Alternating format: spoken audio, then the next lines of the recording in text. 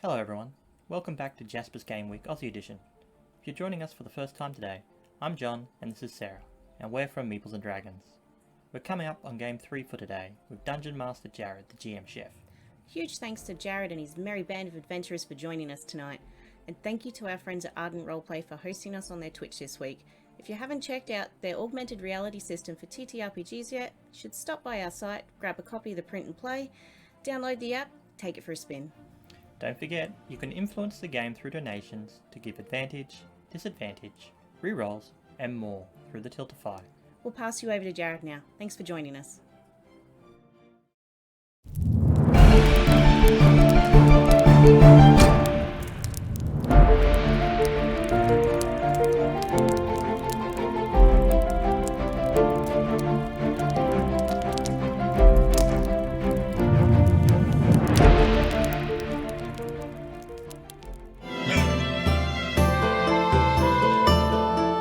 So you got grease in a place full of fire. Just checking that thought pattern, right? Oh, snap, lads. All right, Lads and ladies. Where you going?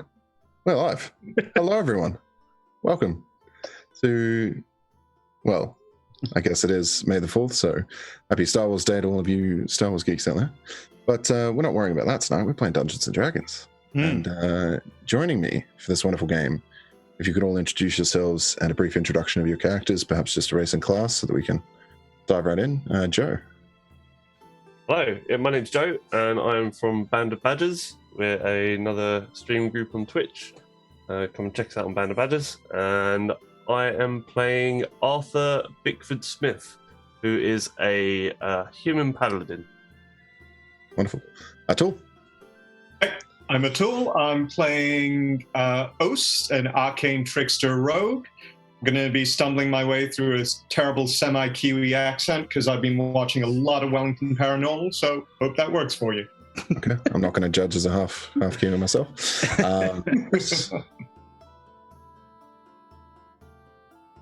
I can't Chris has muted himself. I don't know how to press buttons on my microphone. Hello. I will be possibly Chris. I'm none of what anybody else just said. So, moving swiftly on, I'll be playing a gnome in this one and looking to survive for the first 10-15 minutes at max. Jared, back to you. Thank you. Angela. Hi, I'm Angela. I'm playing Vilashon, a half-elf bard, and this is my first game of 5e, so... Oh, welcome. That's awesome. And last but certainly not least, Clint. I am Haggard Clint. You can find me everywhere. Haggard Clint can be written into socials. And tonight I am playing Krieger, the Red Dragonborn. Warlock, who is obsessed with fire, was once a kobold who made a pact to become a dragonborn and is now obsessed with fire. Unbelievable. Okay, well, I am Jared, also known as the GM Chef. You can check me out, again, where all the GM Chef can be plugged into the things. And I do stream on Twitch every Thursday. We're doing Descent into Avernus, but not tonight. Tonight, we're running an epic for just one table, a D&D epic titled Relics of Kundrakar, and we're going to try and do it in 3 hours. So let's not delay any further. Let's dive right in. All right. So you find yourselves standing in 70 of hard-bitten adventurers, standing in loose ranks around a stern half-orc in full-plate armor. They bear the sigil of a gauntlet adorned with a stylized eye, and the name Zern Zergstel and the hammer of Impilter are murmured in respectful tones as he thunders instructions to all and sundry. Friends, heroes, hear me now. The grey dwarves, puppets of the infernal dark, have robbed this place of treasures sacred to Moradin, and this transaction cannot stand. Cowards that they are, and thieves that fled to the depths. We are stalwart and resolute. We will find them and take solemn retribution to this affront.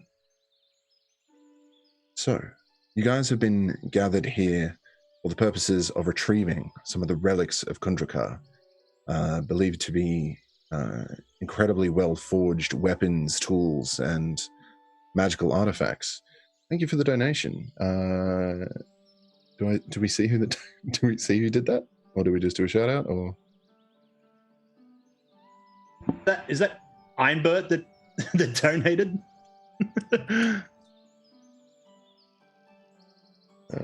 It's in the Zoom chats. Okay. Disadvantage for Chris. Okay, disadvantage for Chris. Just immediately attacking Chris. Immediately. Okay. Oh. All right, Chris. You're responsible to remember that. All right, I'll remember. Check the Zoom chat. Thank you. So Ignore that, DM. Just keep on with the plot line. I mean, I didn't see anything. Don't even look at the Zoom chat. Don't look at it. Don't look at it. It's fine. Nothing's happening there.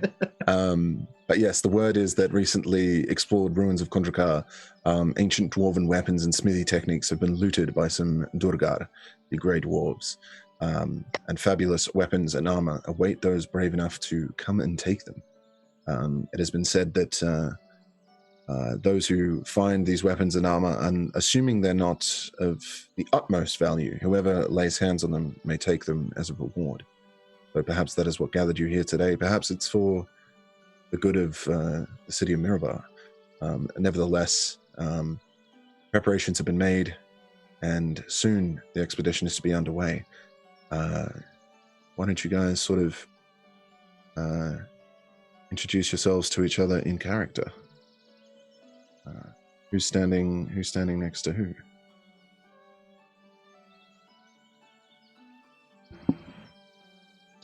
Okay, Clint. So Trapos Glittergem is innocuously standing in a corner in a 6'5" suit of metal armor that looks like it's been stolen from every dustbin in the realm. Okay. It's not particularly well fashioned. It's not particularly well thought out, but it would look fearsome if it works.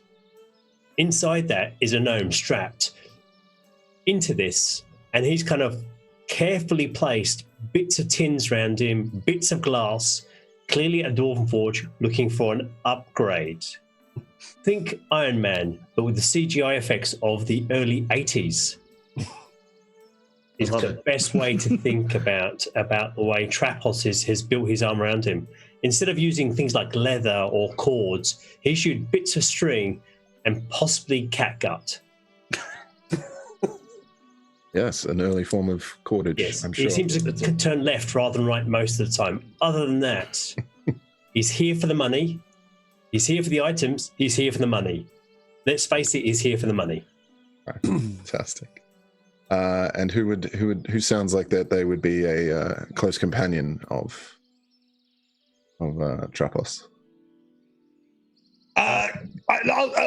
Krieger is very attracted to power of all kinds, and Trapos clearly measuring such immense power from the mind and in the hands, in what they're able to forge and create. So he respects it greatly, and would have traveled with him for quite some time.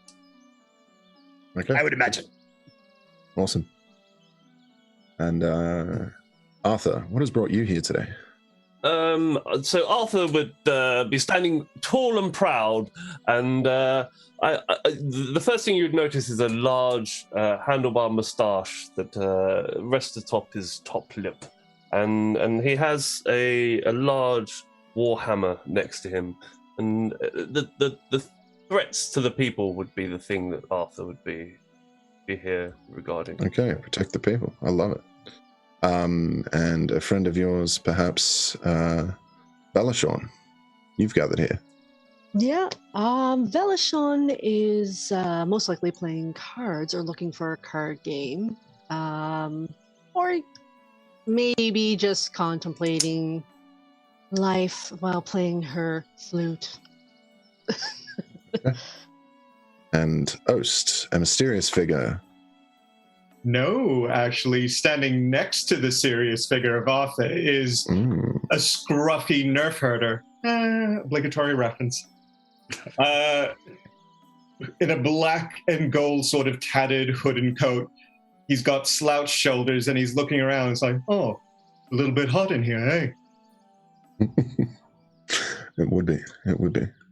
So yes, around you, perhaps up to 100 volunteers and others, a mix of miners, brewers, smiths, and farmers. All of them have a measure of militia training, and some are driven simply by their deep and abiding faith in the Dwarven pantheon. But it is said that a Duragar force of unknown strength has marshaled too close to Mirabar, and the time's come to take a stand. You have been given the responsibility of pickets. Your small squadron of elite adventurers has been given the task to guard against attackers and ambushes that would manage to elude the forward scouting parties. And so, with preparations made, the expedition slowly gets underway. The forward scouting parties head out an hour or so before you're instructed to, and the main body begins to belt out a chorus of sort of bawdy marching cadence. Your group slips off into the caves, alert for signs of danger. So, for about 2 grueling hours, you carefully, slowly pick your way through the damp and lightless confines of the Underdark, until you find yourself in a stifling, humid cavern. You see ahead of you a dim orange glow that emanates from a chasm some 50 feet ahead. It illuminates an assortment of stalactites and stalagmites hanging and protruding from the floors. While you also notice a few shadows being flickering across the walls, and some figures hurry back and forth on the far side of the cavern. What would you guys like to do? I am curious about the orange glow. I like orange glows. So, would I be able to make a perception check that would be someone? I'm not doing this whole voice the whole time. Would I be able to do a perception check the whole time and see if I could actually see if that is of a natural nature or arcane nature or something like that? Discern a natural nature. Yeah. Roll perception. Okay. I believe in I do this. That's not great. I'm almost certain that's the complete opposite of what I should think it is. Okay. That's a fun. You are convinced, however, despite your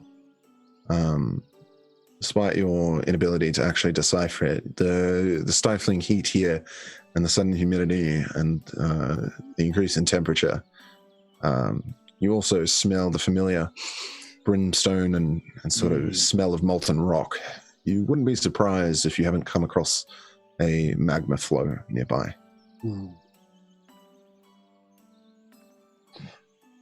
Okay.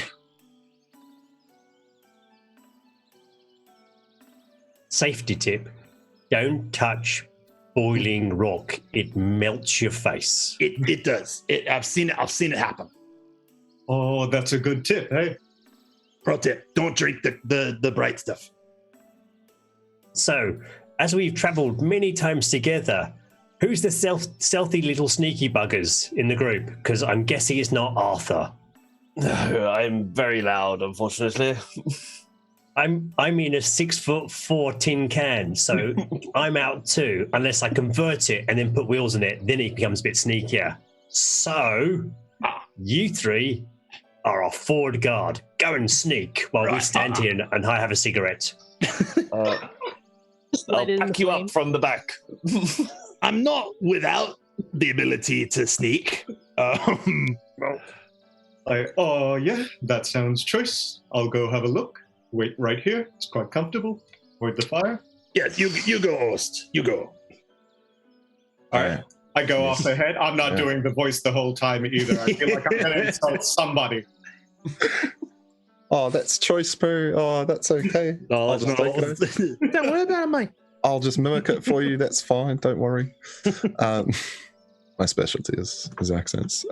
So, Oast, roll me a stealth check, please. Okay, I think I do. That's all right. That is all right. Yeah, you sneak up ahead, keeping your back to the wall, skulking in the shadows cast by this orange glow. And up ahead, you notice large figures, these large cave spiders, these giant spiders, but they are not alone. They are, in fact, mounted with saddle and stirrups by some Durgar. And even they are not alone, for you begin to hear a buzzing in the air that echoes down the cave towards you. There are Darrow, the sort of underdark gnomes that also ride these dark wing moths, these sort of airborne assailants. How many are we talking? At the moment, you see 2 of each making their way carefully. Does through the cavern anyone know towards how you. to cast light? We can just draw them away. We could just make the moths just go in that direction or something. Okay. I can cast light from my my warhammer, but No, I'm not saying it'll work, but Okay. I use Mage Hand to. I'm going to say Krieger to tap you on the back of the head to get your attention and make a gesture to show that enemies are approaching. At this point, Trapos leads into Arthur and says, "We can see Oast. He's not moving very well. I can see him as clear as day. He's not very well hidden. This is a terrible idea. Why don't we get a real rogue?" I don't think we can afford one, unfortunately. The budget wouldn't cover it. Yeah, the budget wouldn't cover. Send a message to Oast. "We can see you, you daft bugger. Duck, you fool. What are you doing?" I'll put my cigarette out. See me? We're friends. It's not very friendly to sneak amongst friends. I can see you. You want to say hi to them? You can Oast, reply you to want this to say hi? message. I think at this point we could probably walk up to him. It's Take his All lead. right. I'm gonna. There's something weird with my screen. That's not what I want to do. Oh, that's definitely not right. I'll just walk up next to Oast and be like, "Well, you tried, sir." No. Oh, Get out God, of the no. lava. No. We told We you. said don't go in the magma. You hurt my feelings. This is what happens. One thing not to do in this. One rule. Right. We weren't having a cookout. What are you doing? Okay. Oh, Rashana, guys, you're the sensible check the one of the lava. party. It's quite hot. What are we there. doing? Defensive ring? Are we setting up some sort of defenses? What do you want me to do? I could build stuff. I think Go on. What do we they do? took the stuff, right? Like that's we're here to talk to them and discuss anything they took or have claimed, or isn't that? I'm pretty sure we have to kill these people because they're the bad people. Oh, okay. And I'll like put some flame into my hand. Yeah. Yep. Let's just take a moment. Hopefully they don't attack us. So simple thing is, bad people steal stuff. Bad people try to kill us. We kill them and not step into the magma, Oast. No. Yeah. And we do it in a defensive format. I'm looking at the paladin. Anything, Arthur. Yes, Anything. Just help me. here. I did step forwards, but unfortunately other people went ahead. So I'm happy to be at the front, and if you can maybe create some sort of barrier that will stop them or funnel them. We do have a small way that they could come in, and we could maybe pick them off one at a time. Brilliant. We'll use Oast's body shortly as one of the parts of the barrier, because if he keeps walking forward, I can't help him. Get back here. Have they Trapos. noticed me yet? Yeah, as you're walking out, there's this sort of that's so bad. And one of the Durgar Draders sort of indicates to one of the Darkwing flyers to assault you, and they begin to drop projectiles from above. Let's roll for initiative. As we do so, As we do so, we have a mild wagic. We have a wild Mild magic. Mild That's magic. right, guys. It's only a mild wagic. You can get cream for that, it's fine. We have a wild magic donation for Krieger and Arthur. Shit. I was about to throw my produce flame. Would you guys like Can we me to roll it? roll, or do you want to roll? I don't mind. Like, what do you I want to feel do? like you guys should roll. Okay. Oh, that's confusing. So just a D100? Hold on. Yeah, D100, folks. Yeah. All right. Rolling it. Rolling it. I That changed my name. 'cause it's is really- a 63. Okay. And an 86. Okay. 86. Very good. You don't know whether it's the heat that's getting to you, but you begin to like look at your hands and you're like, whoa, hang on a minute. And then everyone else goes like, what is it? And they also see it too. 3 illusory duplicates of yourself appear in your space. You just cast mirror image. Ah, sweet. So Thank you. Yeah, there you go. for Arthur, let's put another token down for you, and then let's do a tint, and let's make it a blue boy, and let's duplicate. Oh no, that's not a duplicate. I'm worried what I'm gonna get. Come on, there we go. There's now heaps of you. Oh, and I've The more the merrier. I've refreshed my thing. And what was the other one that we got? It was a 63. Ooh. 60, Yeah, 63. 63. Krieger. Okay. And with that, Dead on. I died. you've got that you've got that flame in your hand that Yeah. you'd conjured earlier. Yeah. It begins to kind of fizzle out and just produce this thick black smoke, and you keep like trying to bring it back, and it just grows and grows and grows. Shit. You've cast a fog cloud on yourself. Oh, crap. So there's now a 20-foot radius sphere of smog. Open a window. On your Open a window. Somebody Krieger, that was brilliant. What a tactical move that was. They can't see us. I think you're agitating the warriors here. They're not looking quite friendly. Did you fail 101 being murdered by evil people? I mean, they're not friendly. They want to kill us. My fog. We're now shrouded in fog. Don't go into the mist. We are gonna. Looks like a couple of you rolled the initiative thing. I think I've put Oh, everyone's sorry. initiative. I in gotta the roll code. initiative. No, it's all good. Sorry. I think I put your initiatives on the character sheet. It's the only thing I put in your D&D in your Roll20 character sheets. I got just a natural realised this 20, but I've got realised -1 to my the- initiative. Yay. No.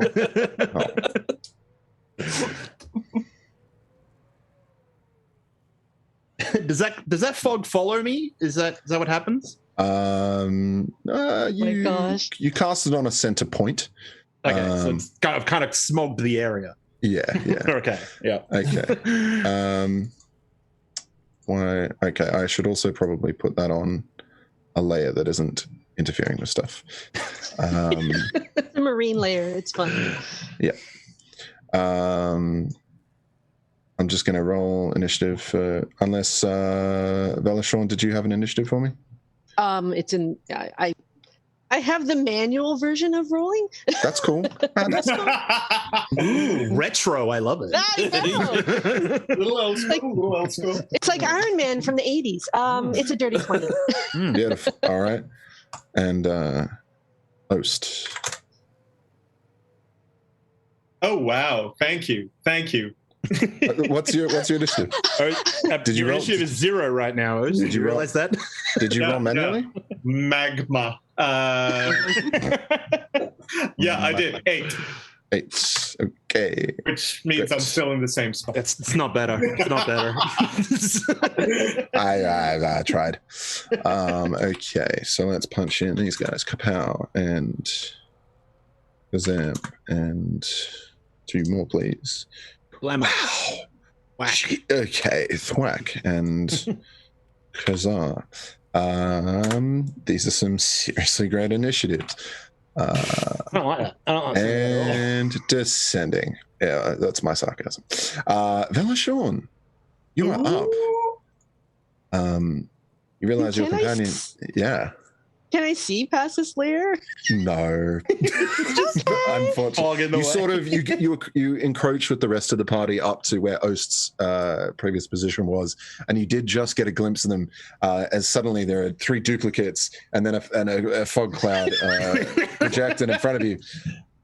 Damn you with the wild magic. I'm looking at the Durga. I'm warning you, I've got quite powerful friends. They're right over. Oh,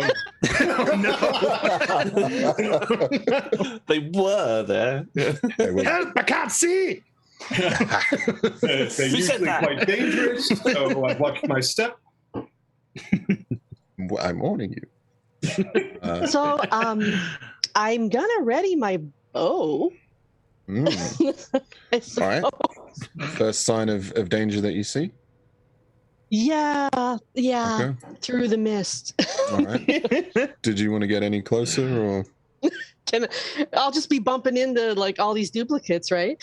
For the most part, yeah. All right, I'll see if I can. At least it's not half covering like a magma cliff or something. You fall in. Jesus. All right. Readied in action. Trapos, what would you like to do? So, I had a brilliant plan up to losing line of sight of everything. I'll take your word for it. That's my bad.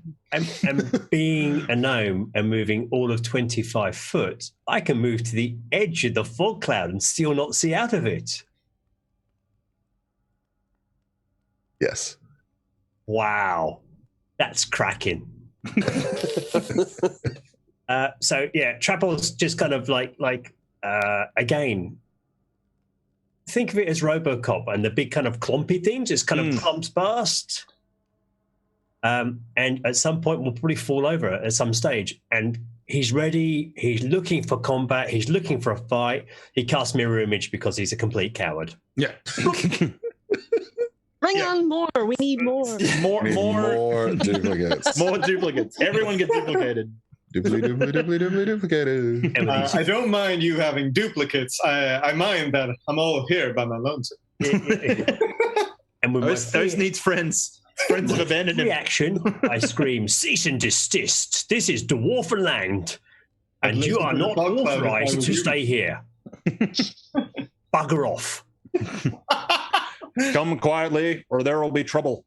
Nope, there'll be trouble regardless. We've Trouble completely regardless. inept. Completely, no.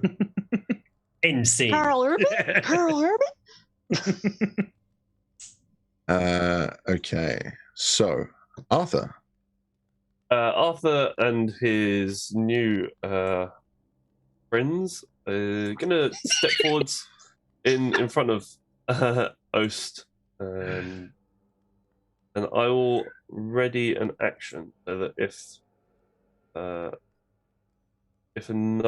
one of these larger ones comes near me, I'm gonna whack them. Okay, sure. My warhammer. That's good. First up would be, in fact, one of these larger ones charging towards you on their spider steeds. For those familiar with Durgar cavalry, they call themselves the Cavalrachni. He charges towards you. Make your attack first, if you like. Oh, thank you. Get him, Arthur. Yes. Back, you brutes! And 25? Oh, it's got a good. Come on. Do I? Oh no, I'm running with advantage always. So yeah, if it's it'd be a 9. running advantage always, yeah, we take the first roll. Yeah. So I'll take it off in a sec. unfortunately, a 9. And I do get another attack though, so I'll try once again to swing at the legs of this miraculous. Crit. Natural 1. It's not a strong start.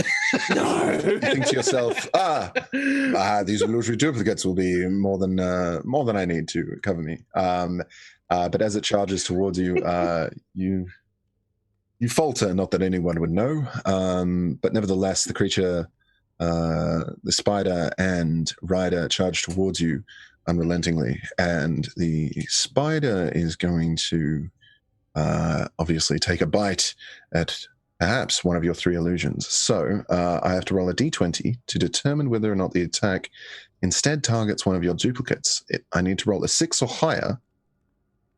No, you must roll. Yes, I do. D20 roll, please. That way it's your fault. Oh, okay.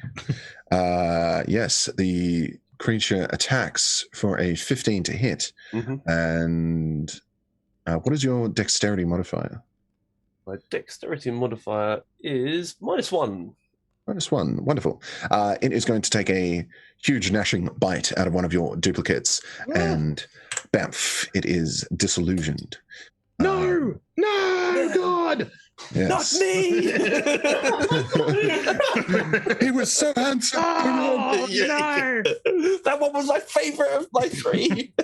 The other 2 just give you a looking glance over the shoulder. What? Excuse you?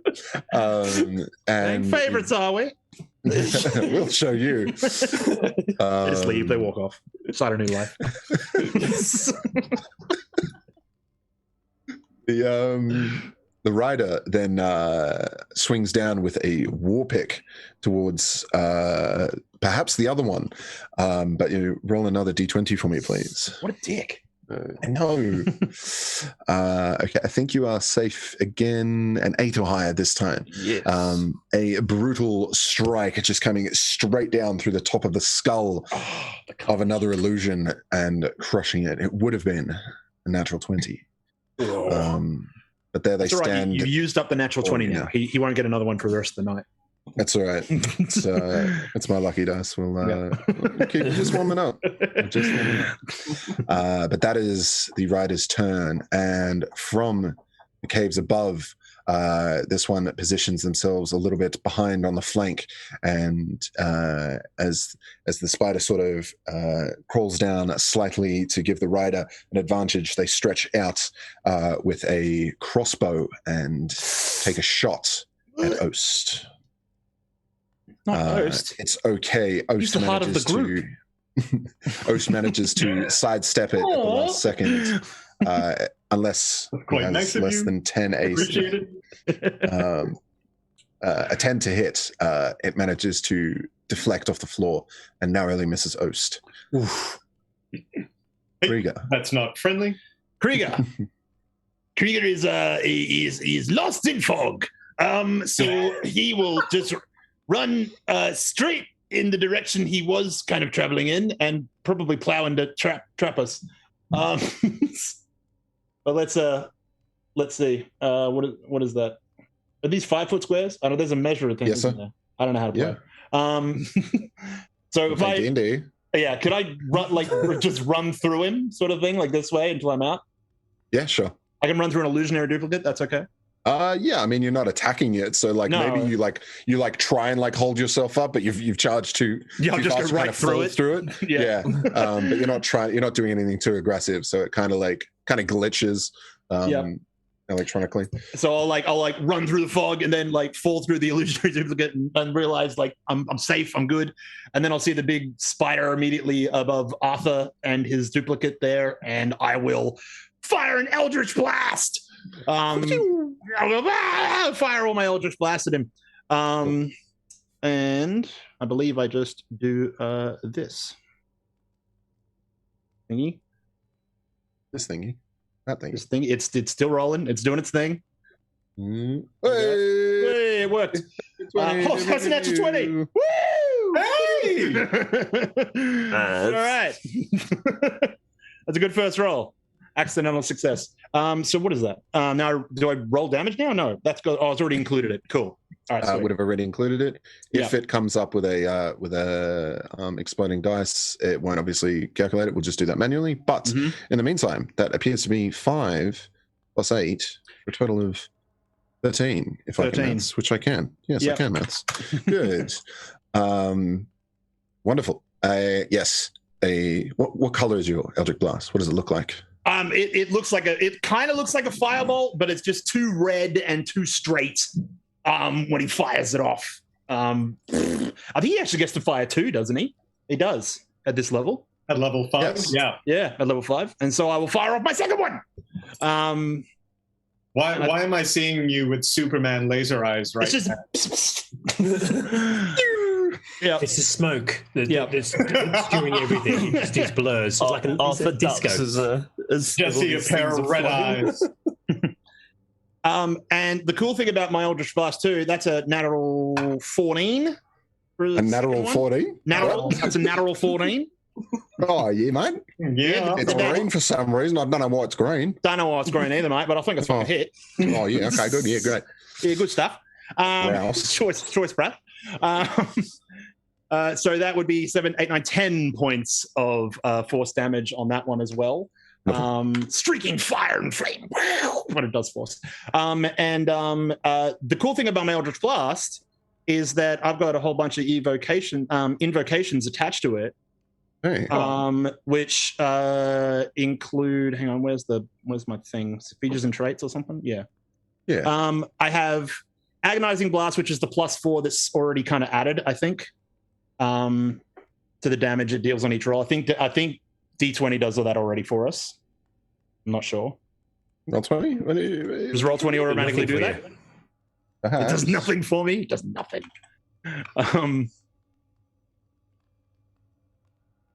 If we're able to confirm that, I'm not sure. It looks like it worked out fine. What were you trying to add? Sorry. It adds +4 to the damage it deals on a hit, so I should have +4 on each of those. I don't know. Yeah, so I've got 1d10. Yeah, I've got 1d10 +4. Cool. Okay. Cool. Yes. So I've done that. Cool. All right. The other thing it does is it pushes the creature back 10 feet in a straight line. Okay. 1 and another one for another 10 feet. So it's pushed it 20 feet away. Wonderful. Okay. With a repelling blast. Okay, amazing. Yeah. No, 20 feet because it's doubles. Yeah, 20 feet. Yeah. All right, I feel like it would shift at least one square that way, so we'll do that one and then that one. Amaze. Sure. Okay. Just boom, Hadoukened him out of there. Okay. Pa. Yep. All right, Oast. What would you like to do? So the 2 smaller ones are flying, right? Yes, sir. So Oast, hands in pockets, just sort of fiddling around, walks way too casually up next to Arthur and pulls out a wand and points it up at them, casting web. Entangling the 2 of them. This will show those spiders. Okay. Like, recognize this? It is, in fact, a web. Okay, they need to make a dex saving throw of 15. Okay, as you do that, you suddenly feel a wild magic surge. DM, if you could give us a nice little shimmy while you're doing that, that'd be great. Another one? I mean, I'll just keep doing it. A little Macarena? I missed it a little before. I was too busy dancing myself. We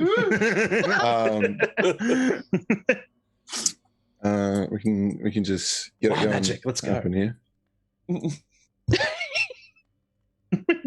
I don't have any like lights on my hands, so I cut my hand. Yeah, you need some rave hands. Yeah. Yeah. I don't have my lights anymore. Those days are behind me.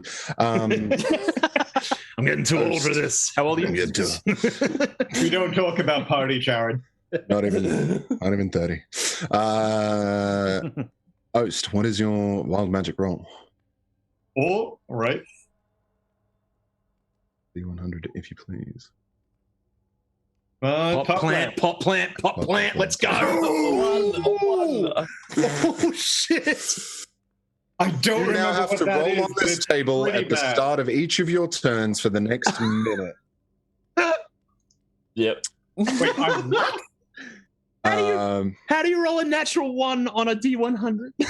You do. With skill and practice. Same chance of it. Yeah, this isn't Cthulhu. You've got to roll high. If it's on the die, it can be rolled. Oast, you wanted it. You now have every chance to get your pot plant. That boy is stricken with wild magic. Beautiful. So, your web still goes off as per your initial plan, but you feel something swelling like a burp, like a burp deep within that you just can't Jared, release. children watch this channel. It's got gas. Or a sneeze that you just can't quite get out. It's there and you're trying. So what do I need to roll against that web? Dex save 15. I turn to Arthur and there's just my face is breaking out into eyes. It's like, Oh shit! feel a bit sick. You don't look good, my good I don't feel good, Mr. Arthur.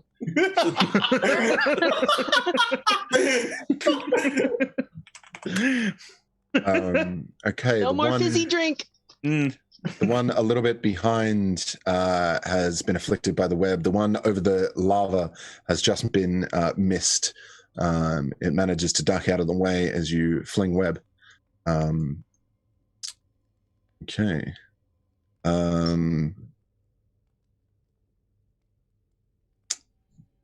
Yet another wild magic.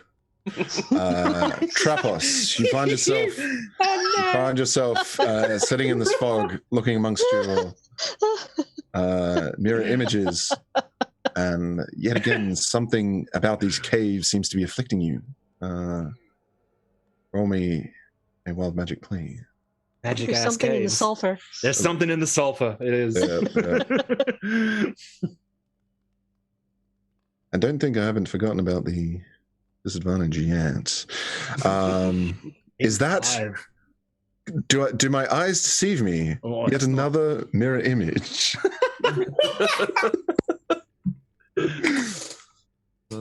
Wait, does he? Wait, how does that No. compound? Does that mirror images all the mirror it's not. It images? doesn't. That's how it doesn't.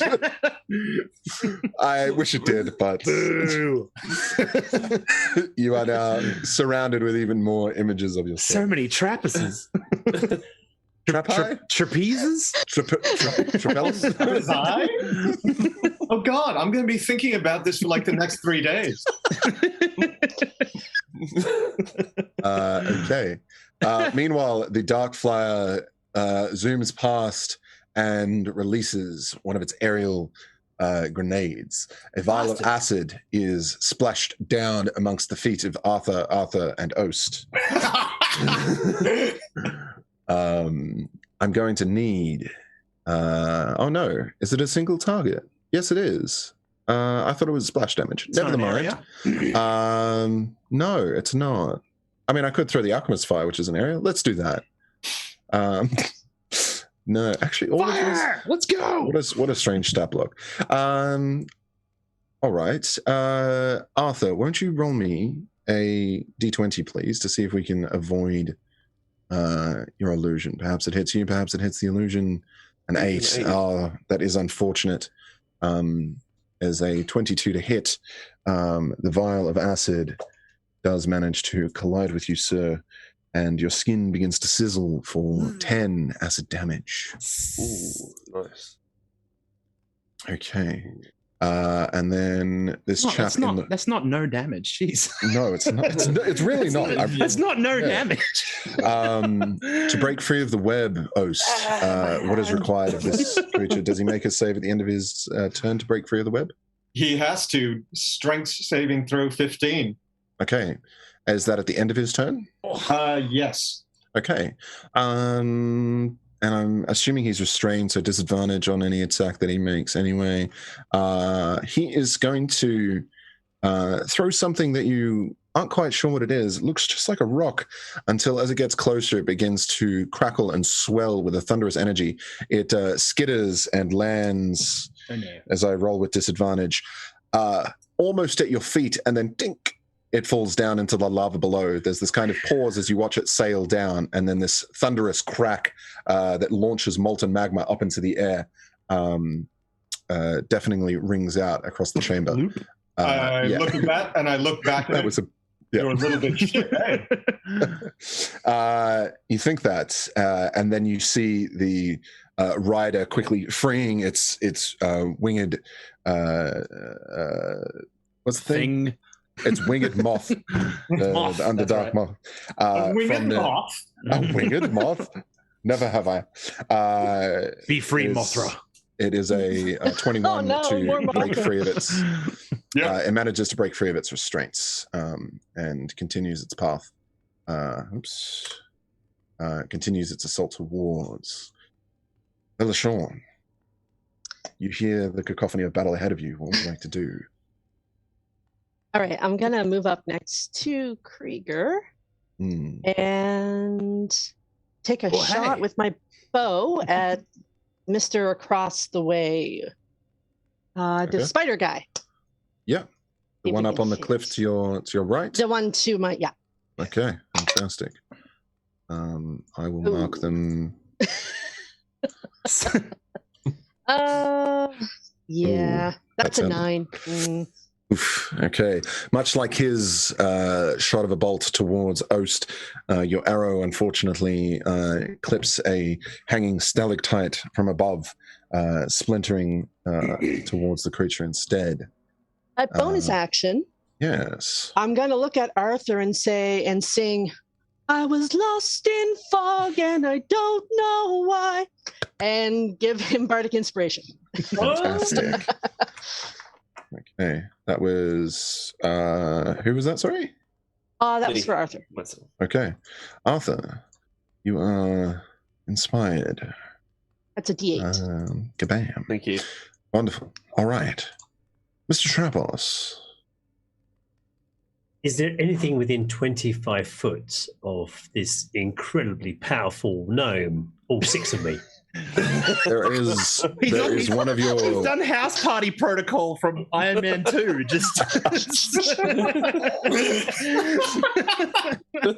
I believe. Can we just see his face? Is that it? Because there's just too many things on the screen. I cannot work out what the hell's going on.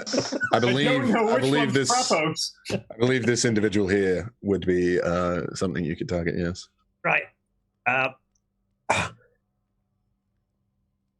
As my free action, I pull out my notes, scream, look down to number 6. It's clobbering time, and run over and punch him. Oh, hold on, that's trademark. It's not clobbering time. It's very similar to this. It's slightly punching time. Yeah. Oh, that is a dangerous donation we've just received. No, don't give the DM the power. Oh, that is a that laugh donation. just then. That laugh. That's a little unfriendly. Yeah, I was unsettled. But nevertheless, spectacular. For Trapos, you charge towards him, and you realize your visor's just kind of tilted down a little too much. And where you thought he was, you almost miss your step over the edge of the cliff. You go to punch him, and you realize, oh, I'm stepping on nothing. But all of a sudden, a wild magic levitate keeps you aloft. And you suddenly float out in sort of this strange, weightless, slow motion. I believe I can fly. The power behind your fist is still coming forward. Could you please make your attack roll? Sure, at disadvantage. And to point out, there's not just one Trapos, but 6 flying Trapos. It's a flying V. Flying V. I quickly set fire to myself, and I have a glowing inner circle as well. Call me Tony Trapos. On your left, on your right, on your left, on your right. Let's see how this works. I have no idea how this is going to work in D&D Beyond. Let's... I don't know what that's doing. A lightning launcher is greatly successful. A lot of you thrust forward pneumatically and powered by your strings and catguts, slamming this poor foe for not just 9 but 15 points of lightning damage. Lightning. Okay. Fantastic. And then we do a little pirouette in the air, spin around. All right. You have punched this rider clean off his moth, and he is thrown backwards down into the magma below. And just like a famous scene from a famous film where a small creature is consumed by magma, He's slowly consumed and lost to it. Could be this one. Does he give a thumb up? Yeah, does he give a thumb up before he goes? Yeah. Cool story. Looking down.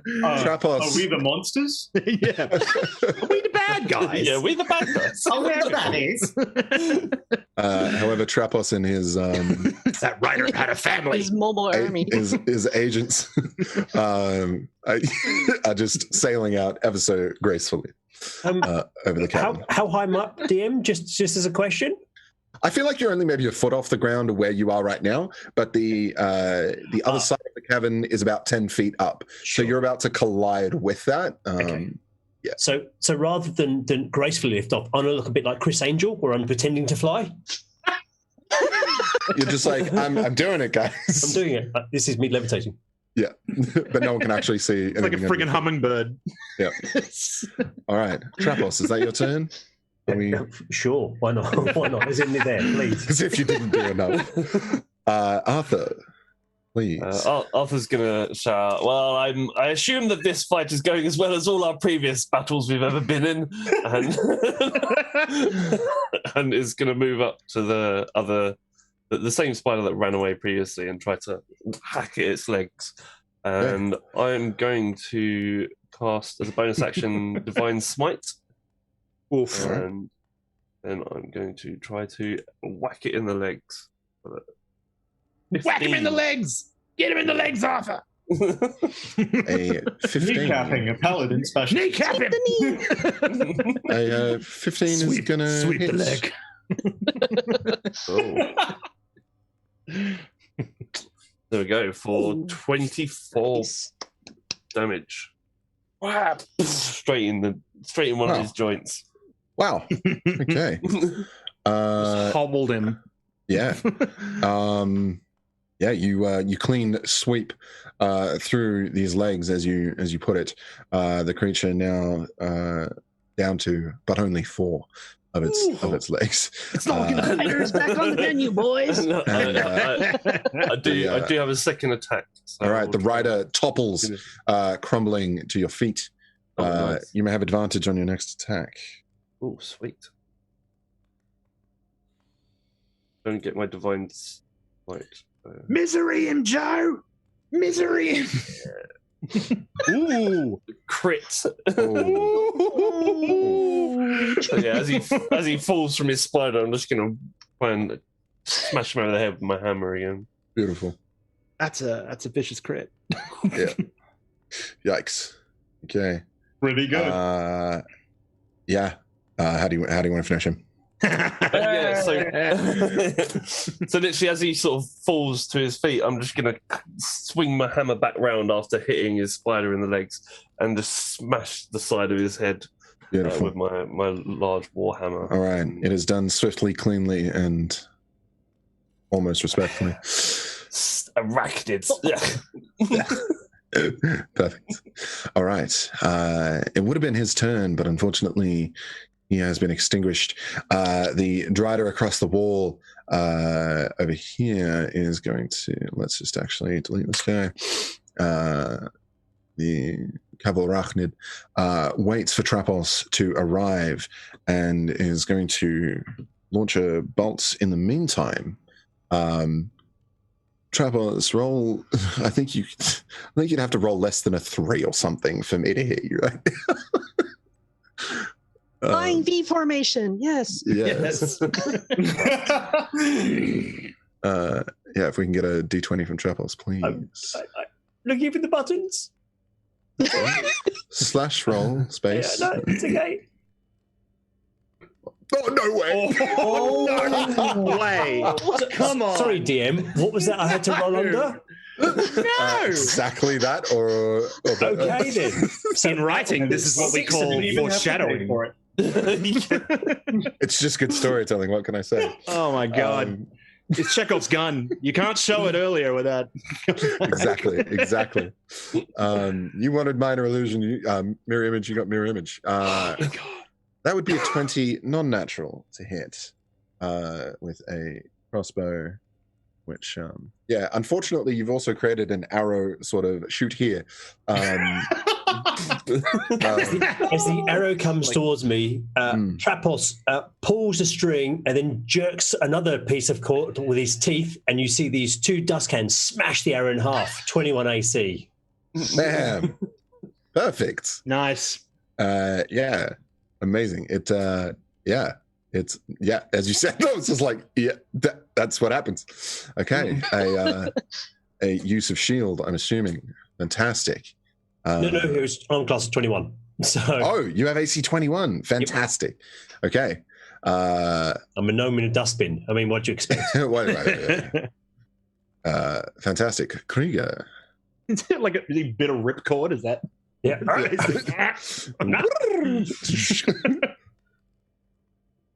Krieger, you're up. Oh, me. Great. Yes. Seeing that it went after my friend Trapos and the other guy is dead, I will launch a. This time, I will actually launch a firebolt right at the spider. Okay. Spider. I press this button to do that.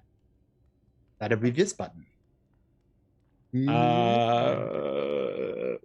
Yep.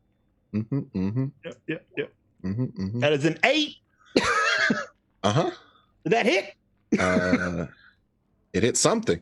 Yes. It slams into a stalagmite behind. Take that. I'm trying to bring down the building. Sending calcified stone scattering. Yep. Yes. Spectacular display. I gotta say, I the last minute I wasn't sure which one was the illusion, and I avoided. That's what happened. I was trying to avoid trappers. That's me. It's right. not an embarrassing role at all. Yes, I would. And I will move up to here. You can move it to there? Yeah. Mm-hmm. Wonderful. Yeah. Host. All right.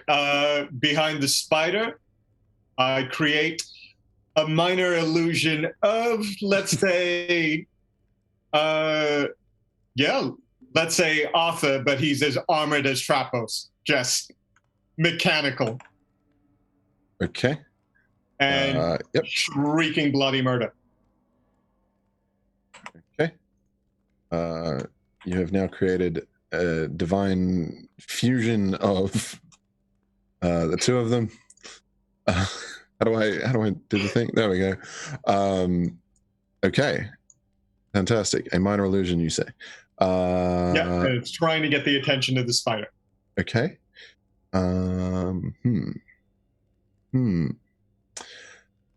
Roll me a perhaps performance or no, just roll me a spellcasting check. Whatever speaking of, don't I need to roll? Oh, you do before I start. Yeah. Yes. Sorry. At the start of each of your turns, I need to put a marker on your token. Oh no! I'll remind you. The freaking wild magic. Okay. Yes, please. Who thought that was a good idea? Terrible idea. Whoever donated, thank you. 67. We've had 65, 67, 66, 67. 285. Frightened by the nearest creature until the end of your next turn. Yep. I don't do so well in crowd situations, so I'm just going to go. Okay. There's suddenly a dozen of you. It's not okay. Nope. It's just nope. I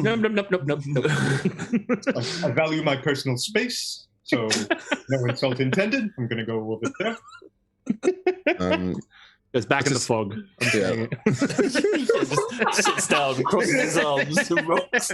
You know, I like it. Come back in the fog. It's safe in here. Go into my room. Okay. What is the spell save DC for your minor illusion? Host? Oh no, it's an illusion. Oh, does it have a spell save? Yeah, for them to investigate if they think it's an illusion. Oh, 13. Okay, cool. No worries. It is up to this dark flyer then, if you are done with your turn, sir. I am. Go on. Wonderful. The dark flyer is going to throw a vial of acid at Krieger. Mother. Okay. Your mother is a wonderful woman. Yes, mother is 17, great. 17 to hit. 17 will hit. Okay. A vial of acid stings for 7 damage. 7 damage. Mm. Ow. And let me just check something here. I am going to, because I can, I'm going to hellish rebuke him. Wonderful. You point a finger back at him. Yeah.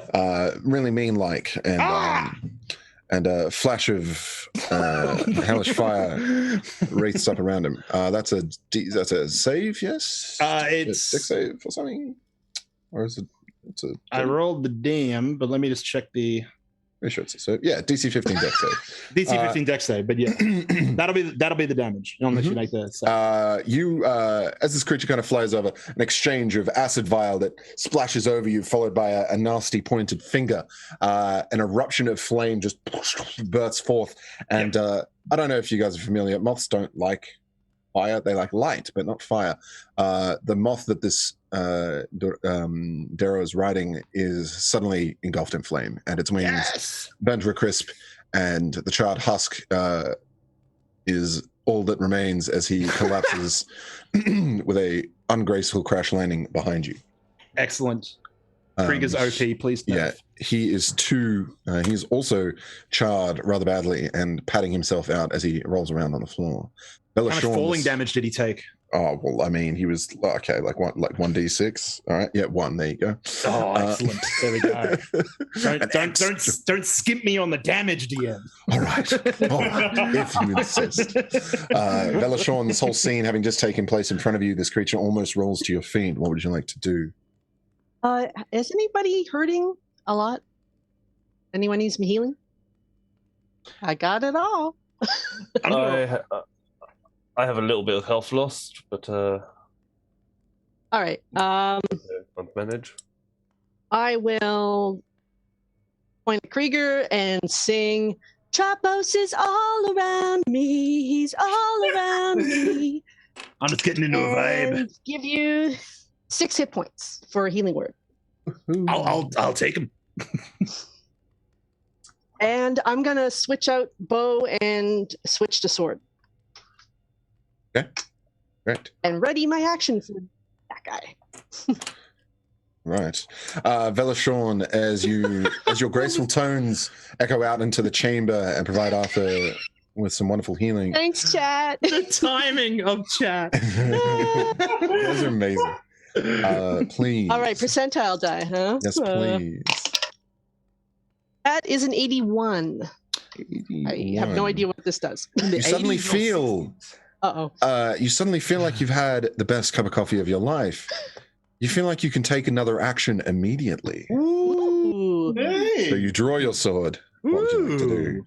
I'm gonna try and hit that guy in front of me. Amazing. Let's try that. See what we do. That is a 17 to hit. 17. You have advantage as well because he is prone. Oh. Ooh, get him. 17's better. Okay. Hey, we'll take it. All right, so that is 7 damage. Okay. A cleave for 7 damage is going to end him. How would you like to end him? Yes, get him. After I sing, I'm just gonna swing around and We'll send you to I heaven. can just take the coward's way and go like, ha-ha! Ooh, a thing. Poke. Wonderful. All right, Thanks, that was perfect. Chad. Yeah, that was perfect timing, Chad. Great donations. All right. Trapos, you found yourself drifting. Drifting. What would you like to do? I need a rope. Help! Is there anything nearby that I can... How high am I off the ground? Because levitate's like 10, 20 foot around, isn't it? I think levitate just doesn't... it's basically like zero gravity. So you can push off something, but you don't... Yeah, you rise vertically up to 20 feet, but you remain suspended. So, like, you can initially place the object 20 feet up, and I imagine you only took off like a few feet. Yeah. And then just kind of floated Ground across. control to Major Tom. Technically, you'd be floating towards this cliff face. But yeah, I feel like if you're just maintaining your trajectory, you would be getting very close to this. The real adventure is getting him back. It's like a balloon. This is the quest now. It's just getting him. He's like a balloon lost at the shopping mall. We'll just all stand at the edge of the cliff face and just wait. And it's now time to make some excellent life choices. So you see from Trapos's wrist as he does a complex maneuver. It doesn't work, so he just smacks the side of it. A bit of the tin falls off. A gem appears, almost like a really bad cosplay that he's nicked one of his mother's diamonds. And he points it at the flying bat thing, slaps it, and a lightning bolt shoots out. Not once, but twice, DM. Nice. Okay. That's a Two dangerous lightning weather bolts. That is a dangerous weather balloon. Those things are lightning magnets. So that Right. is let's attack. Ooh. Suspense. This is. Ooh. That bleeding misses. Oh no. So he flicks that one away and slaps another one back into play. This one looks like he's stolen from his aunt. You know, the distinctly So much of different. family You can heirlooms. tell. It's a distinctly You can different tell. diamond. Yeah. All right. Fire! Pew. Oh my god. Oh no. I should never have stolen things from relatives. What is happening? Instant karma. God. These And gems are cursed. For his next action, he turns around to Arthur and says, "Save me! Save me!" Perfect. So the lot of you would be up against the cliff face at this point. Would you like to try and push off it? Hell yeah. There's not pushing up, there's scrabbling. So literally scrabbling like doggy paddling back away from the lava. Okay. Cool. Very good.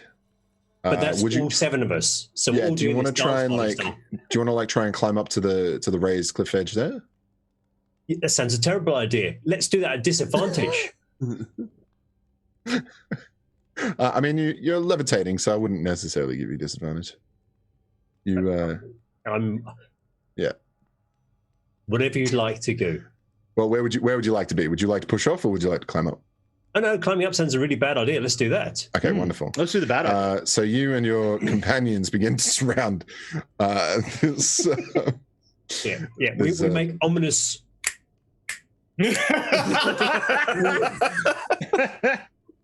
What is that sound? And was that athletics or acrobatics you'd like me to do? Acrobatics at advantage. If But you the have good thing is, because I have a disadvantage, it's a straight roll. Okay, it's a straight roll. Yeah, because I imagine with the levitate, it's not that hard to do, but you're still trying to coordinate your suit. Not 1, not 2, but a 3, DM. Oh, no. Is that?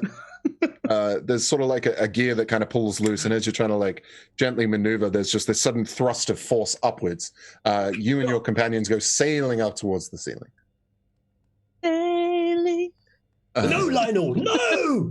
I'm sailing away. I don't want to dance in the ceiling. And that's my go. Thanks, DM. Okay, thank you. The Cabal Arachne is incredibly dazed and confused. They were first looking over towards this armored Arthur above them, incredibly confused. But then they noticed that you were still sailing in unrelentingly. I think they are incredibly confused for choice. At least the spider is. It's like, I have too many eyes for this. I can keep track of everything. Why am I keeping track of everything? But the rider quickly snaps it into check and is actually going to take a swing at the armored Arthur. It is going to cleave through it with its warhammer. If it's yeah. Did somebody call a gnome rave? Okay, yeah. If it discerns the illusion for what it is, the illusion becomes faint to the creature. Yeah, they cleave through this warhammer, thinking they are most certainly going to hit an armored creature, but instead they again cleave through a stalagmite that is stood there before them. With a bit of disappointment, the spider tries to make an attempt at one of the Trapos illusions. Trapos, if you could roll me a d20. Why not just go with the inevitable and just hit me? I mean, seriously, it's going to be easier for us all. Okay. Their powers combined. Can we get a little dance party with the party? Oh, yeah. Oh, yes. Oh, yes. Wonderful. 16. 16. For the donation. As one of these 6 is chomped, this guy right here is extinguished. Okay. He's gone. Krieger, you are up, sir. I was just feeling it. Yeah, cheers, Mum. Well, 2 lightning bolts cracked out, and my man is just floating upwards. So I'm going to reach down, and I'm not really sure which illusion I'm going for, but I'm going to squeeze my boots. And you will watch as once I pump them up, I then run to the edge, and I will attempt to fly using my winged boots.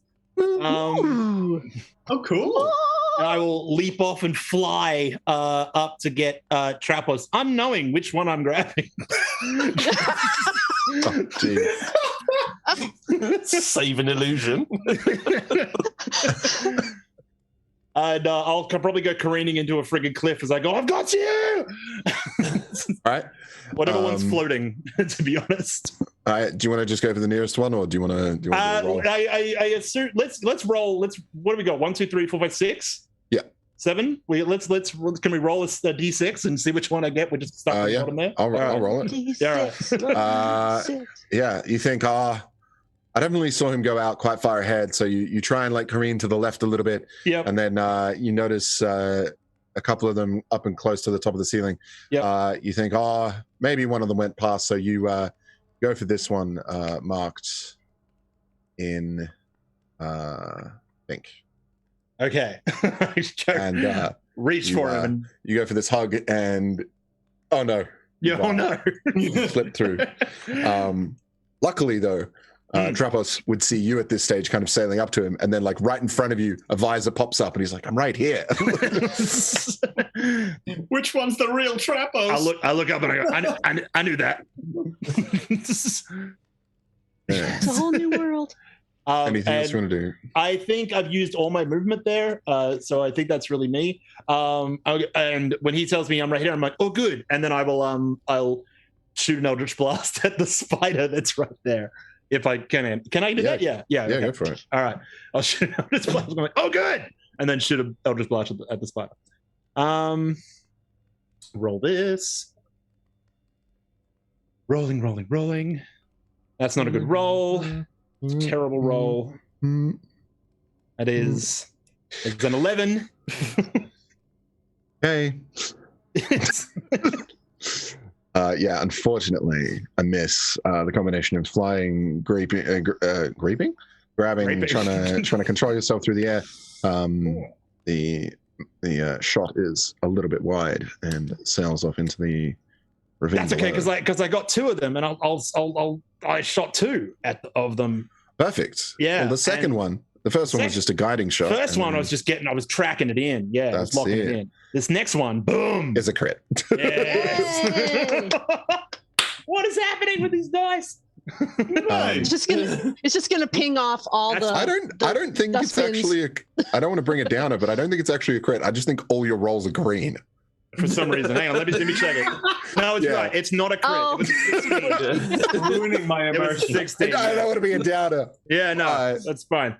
Now, I think your first interpretation of it being a crit was correct. They upset it. Yep. Record Okay. stat. So that's a 23. All right. to Still hit, yeah. an amazing, still an Yeah, that amazing hit. blast. So that's 14 Uh, damage, 1 yes. force Okay. damage on that. Right. 1 additional force damage. Yeah. Yeah. Right. 15 points of force damage. Beautiful. Yes, a heavy strike to the creature, and would that be a repelling blast? It is a repelling blast. Thank you for asking. You are very 10 much feet. welcome. 10 I'm feet going to make in a the dexterity direction. save Yeah. for this incredibly dexterous creature, but should it fail, ooh, that's pretty good. What's your spell save DC?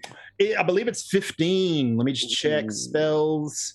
It is Spider- 15. It is 15. Okay, do Spider hold good? Spider holds good with a 15. That makes sense. So it's sort of like one of those sticky creatures that like like wood on the wall and would like flop down the wall. It like kind of Wait, twists is that the out creature wide where and- spider climb comes from? Perhaps. Right. And then it kind of like is pushed back, 10 feet. Yeah, right. And I guess sort of through one of the Trapos illusions. I'm sorry, Trap. Oh, he's all right. Oast, you find yourself in seclusion, shrouded by mist, but this sudden swell of wild magic rises within you. Just see blue sparks coming out of the mist, and you hear, "Uh-oh." Oh no! No. No, it says to ignore it. Do I roll again? Ignore this result for subsequent rolls. That is unfortunate. What? I would say roll again. I want Roll a things- 2? Yeah, re-roll it. 56. All right, that's- that is- Imagine if that had been a 1. Come on, where's the pot plant? Give us the pot plant. something almost as good. Your hair falls out, Oh, no! but it grows back within Oh. 24 hours. Okay. All your hair suddenly fall out. It's almost as if you knew your sort of sheltering of yourself. It's like, oh no, this more embarrassing thing happened.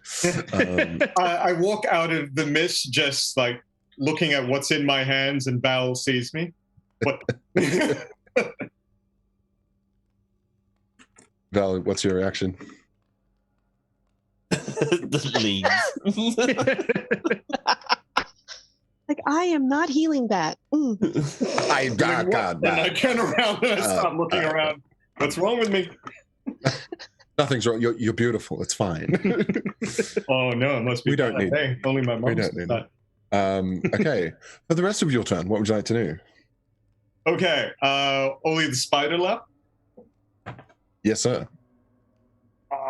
I can't move any closer. I'm afraid of Trapos. You are. I mean, I Let's go would the be. cliff man. What are you on about? I love the background, Chris. Oh my god. Okay. Just because I want to, I cast grease on where the spider's crawling on. Oh, you Grease beautiful man. lightning. Now you're speaking my language. And with that, the spider just kind of like on ice is like its legs start flipping and slipping. Yes. And the rider's like, no, Skates. and it's just slowly slick as it falls down, and there's literally nothing he can do. Reach hand to He's give it trying that final little as his push. spider like slowly crawls into the lava, and he's gonna like try in the last minute to like launch a safety grapple up to the cliff. That is just abysmal. It almost you see it like sail up from like eye level. You see it like sail up over the edge of the cliff and then just drop sadly. It tinks down into the lava, and there is nothing this Durgar and Ryder can do as they plummet to their doom ever so slowly and painfully. That smells bad. I don't Okay. know. I could use a piece, eh? And A I rare delicacy. And to get like a spider leg that's fricasseed. Mm. But nevertheless, you are all left to you all kind of check around you. There are no further threats. You have slain those threatening your path and blocking the path, and you are determined to move forward. If However- I could, Yes. The wild magic says for 1 minute. Uh-oh. Does that mean I still have to do 2? Well, I mean, you've only had what? You've only had like what, 2 or 3 rounds? I'm pretty sure if you don't count the other one, I might be due 3. I would say 8 because 6 seconds It's for a minute. for a minute, not 6 rounds. So while Oast is working out if he's going to blow up or turn into a potted plant or fireball the lot of us, I don't know. Trapples will do the only thing gnomes do is literally wiggle his way towards Krieger, who's flying towards him. All 6 of me will just converge on him simultaneously. No.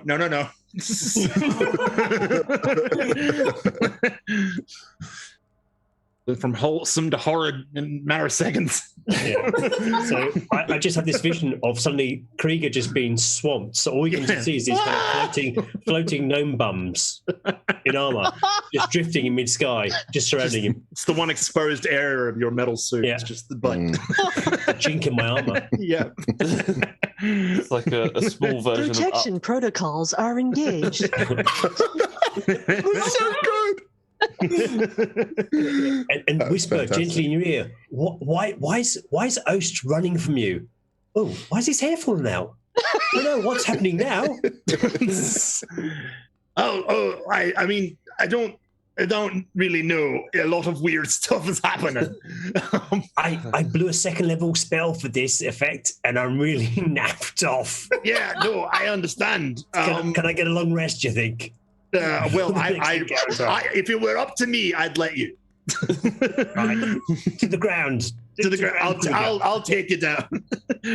So I'd let him, like maybe bodyguard style, just carry down, descending with all the other Trappuses. And they all just start walking into you.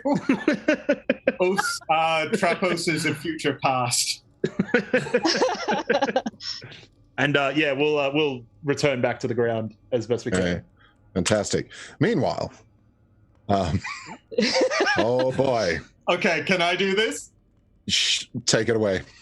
All right, for the 29, I teleport up to 60 feet to an unoccupied space of your choice. So I'm talking to Velashon. So, I feel kind of bad. I mean, I'm scared of him, but he seems like such a cool dude. When I look out, I suddenly appear next to him. It's like, maybe I'm just intimidated by his mastery of mechanical works and good looks. All right. I talk about that for a minute, and then I see you for a little bit. It's like, then I see you. Oh, this is embarrassing. I could almost turn red. 24, I turn blue. La la la la la la la la. So good. So wait, you're bald and blue, and there's a bard singing nearby. It's a Smurf. It's canon. Like Yondu's cousin. Okay, better choice than the Smurf. Okay. I was gonna go with there's a blue man in the group. I was gonna say Blue Man group. All right. Or I see any invisible creature in front of me. If I have a line of sight to it, I just see, I don't know, mechanical fairies around Trappos, his hidden guardian friends, just giving me withering looks. It's like, all right then. All right, 36. I roll a d10. Hell. Oh, nice. Oh no! What now? What now? If the roll is odd, he turns younger. If the roll is even, he gets older. Okay, it might not be so bad. Could be worse. 6. Like, I'm looking at Trappos. Are you doing anything? Because just your withering stare is making me squeak a little as I get younger. Even is older. Oh, even is older. It's like I get more confident just trying to. You know what? I'm trying to be nice to you, and you're not saying anything. I'm asking for your help and your understanding, and I'm feeling like there's a misunderstanding. Just watching him, his face physically showing signs of stress as it's happening. 19. I feel I feel sweaty, and I cast grease on myself. And then he gets greasy. Oh no. This is actually turning into a very painful image. Oh, I actually feel kind of sick, and butterflies and flower petals start fluttering around me within 10 feet of me. Oh my god, yes. It's a greasy butterfly magnet right now. Are you sure that's grease? blue greasy butterfly magnet. I'm not sure I should have eaten that spider leg. Oh, you might want to stay away from the lava. We've got 2 more left. I regain my lowest level expended spell slot, which not so bad. All right. That's good. Yep. Yay. Like, I'm actually feeling a little bit better. I think your silence is helping. I've just seen the last one. And I cast Magic Missile as a 5th level spell. Oh god. At anything or No, it just says I cast it. It's just like, Yeah. I kind of want to. Yeah, the way I want to narrate this is exactly that. Just this whole scene is taking place, and then just this. do I let out a fart of embarrassment or a burp or? And it turns and then into there's a little. tired of this motherfucking magic. This motherfucking cave. It's like, excuse me a minute. This isn't going to be polite. I turn around and I just barf out Magic Missile into the wall of the cave. Ricochets off the ground, hits the rocks. And the Duragar who's clambering on top of his burning spider, only to look up and. Oh, that was Amazing. timing, eh? Oh, the visualization. Oh god. Okay. And with that note, I think we'll just take a brief moment to sort of thank the Meeples and Dragons team for all the work that they've done, spreading the news, spreading everything out here. Thank you, Meeples and Dragons. They have an amazing online store. Go check out their gear. They're just some really wonderful people who really care about the hobby and want to get some really cool, nerdy stuff into cool, nerdy people's hands. Of course, the Ardent Roleplay team. We wouldn't be here if they didn't graciously take the time out of everyone's schedules to help host all of these amazing games, putting the production team together. So thank you, everyone, for doing that. We've got some raffles going. I don't know if you guys are aware. There's different raffles for every game, but today we have, the Blacksmith's Digital Dice Pack. So make sure, I think... Correct me if I'm wrong, Mr. Producer, but if we roll ! raffle or something in the chat, maybe we got a thing. But nevertheless, if you stick around in the chat long enough, you'll see some information on the raffles. Well, while we're doing it, why don't everybody dance, please? Yes, to a serious lack of music. I'm going to put, let's put this soundtrack on. Yeah, there we go. Ball blue, briefly, I don't need much. Everybody. Just give us a beat. All right. And some sweet chair dancing, everyone. Well done. And I thought I'd, not that I need to remind anyone while we're here, but I think it's almost a perfect parallel that we can draw here. Sorry, that music's incredibly loud. Perfect parallel that we can draw, that even though Ost's character has gone through many changes and is no longer himself, he perhaps isn't happy with who he is. That's okay. We all... Feeling a little blue? You might be feeling a little blue, but that's okay. What we're here for is to raise money for suicide prevention. So please, if you're feeling down, if you're not the most chipper at any time, it's okay to reach out to other people. But even if you are in good spirits and you're not sure if someone else is, reach out to them, ask them if they're okay. This has personally afflicted me, a good friend of mine many years ago, and it was a classic case of you'd never think this person could take their own life, but it's a sad reality. A young 20-something with everything to live for. And it struck a wonderful family very dearly. And then I've also had a very good friend of mine reach out to me recently because a work colleague of his had been found having taken his own life. And so my friend simply reached out to me and said, "Hey, is everything okay?" And that's all it takes. So just reach out to your friends, family, even co-workers, because we're all in this together, and I'd like to keep it that way. So, Nice. Seriousness aside, let's continue with the question. Let's continue watching Ost's life journey before our very eyes. That's what it's become. You guys were joking. That's what it's become. Oh, actually, So feels a little bit better. Hey. we land 30 foot away from Ost and his life choices. We have I reform back into my normal one. Right, we've got that was easy. I reckon we get paid and go home now. No, wait, no, there was more to this. There was more to this. Yeah, we haven't. Nobody has anything yet. Yeah. So I'm suggesting we tie a rope around Ost and just send him forward, like a canary. So we can pull him back if we need to. Yeah. No. Canaries are yellow. If the rope goes slack, we know not to keep going. Right. Can you hear me, Ost? You look older, and you've got no hair. Correct me if I'm wrong, but Durga, maybe a little blue or gray? Grayish blue. I've got grays and blues. Maybe. Sure. Let's go with that. Yes. Okay. I just realized I needed to pop a couple of. So, anyone other than Ost wants to go forward and scout for a bit, that'd be great. Not you, Ost. I love you.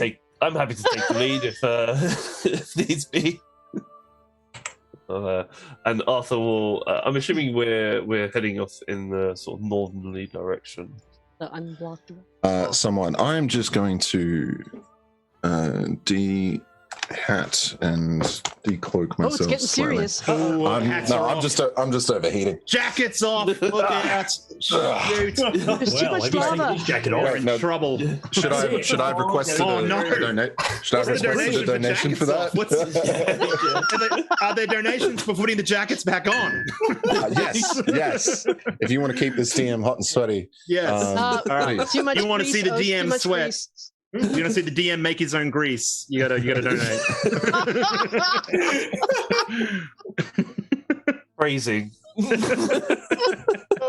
Oh, goodness. Right. Bring us back. Yeah. This is a sensible adventure. We're sensible adventurers. Yeah, we're professionals. We're professionals on a quest. Let's go. What are we doing It's again? in the Where are we going? military. Yeah. Okay, so yes, notes, coherent story. Yeah, is that what we're doing here? Just gonna get that dab right there. If anyone in chat would like to just write the rest of this adventure for Jared and just send him notes, this will be excellent. I got the fucking giggles now. www.probablyyhappened.com. Yeah. So yeah, Right. Also, I was going to ask the spider rider guy. Did he have anything on him or in his pockets that he might have?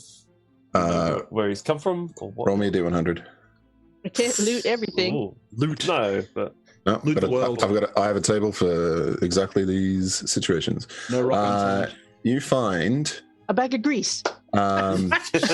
Everything is grease. a bottled, it's just grease all the way a down. small bottled cork, a small bottle cork, With a cork. just a cork, Yeah. with a small blue star inked on the bottom.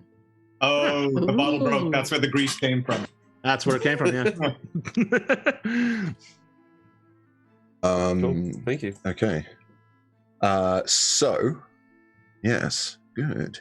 You guys venture forth to through these tunnels, and you begin to hear a cacophony of a battle ahead. There are many sort of rings of magic and clashes of steel and stone ahead, and you come through to a tunnel that breaks open into a dusty expanse. You see yourself staring out at an incredibly large cabin in the Underdark here. But a particular path that you're on sort of, yes, you've headed northward and are sort of on the eastern coast or edge of this cabin.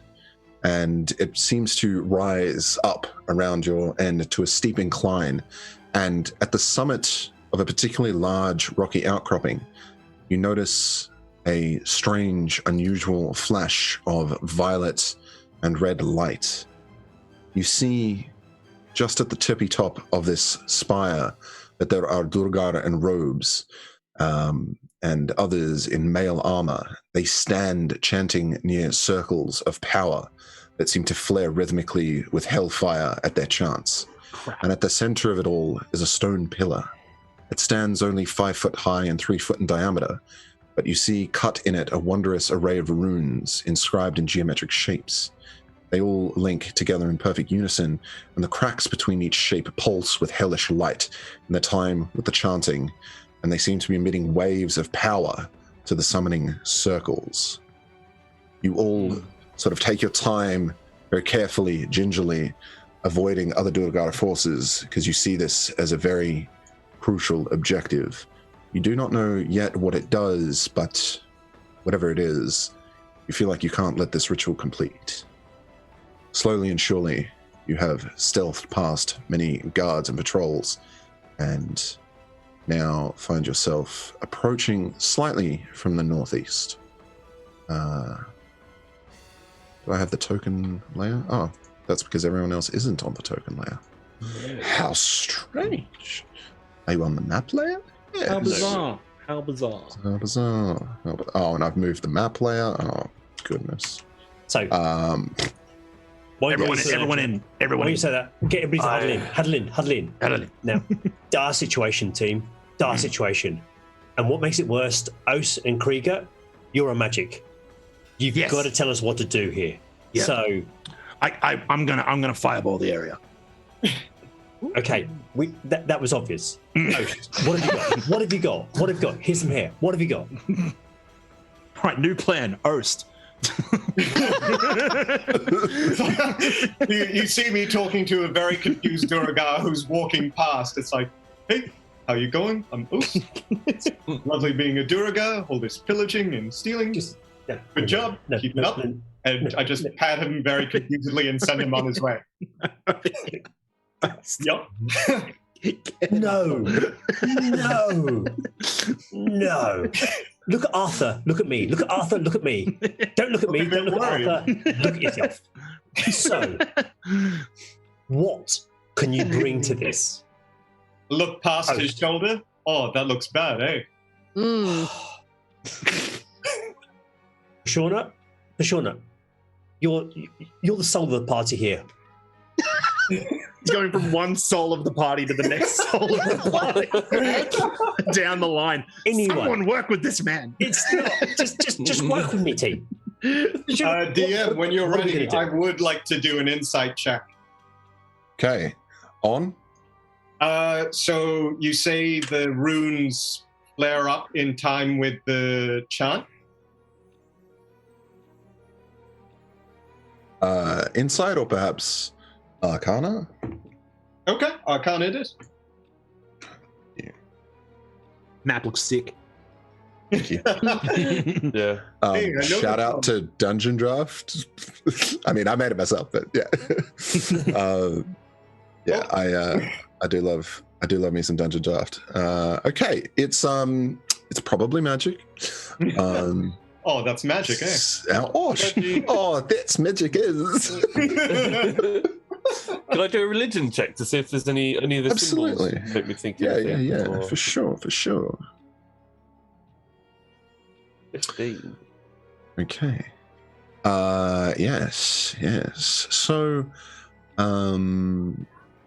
you notice that several individuals are sort of channeling a pure hellfire through this ritual that's linked to the stone pillar. You've heard of such great arcane and sort of eldritch weapons in the past, and you're not sure this one, but you believe that the purpose of it is to call hellfire down on their foes at will. At this point, Fire, you said. Yeah, at this point, if they were to complete this, it could completely change the tide of battle for the worse. Oh, great. Well, group, I think these people are trying to harness energies outside of their control that they shouldn't otherwise be meddling with. Oh, is that why I'm blue? I think that's something wholly different, unfortunately. That's a you. Right. We have two options. One is to get Oast to join their group, and that should go horribly wrong for them. And the second, and probably more dangerous to us, is attack, disrupt this ritual. Now, Arthur, I know you're a religious man, so we won't talk to you for a minute. Krieger, you're fireball, right? What can you do? How many can you kill? And can I go home soon? Oh yeah. Well, it's not an exact science. But I could absolutely attack with a fireball. And where is it? Just looking at it. Give me a second. Yeah, I could light up like a 20-foot range area with like a whole bunch of fire. Wouldn't go well. I wouldn't have much else after that. It's not an exact science. Isn't that what you've been trained for years to throw these things?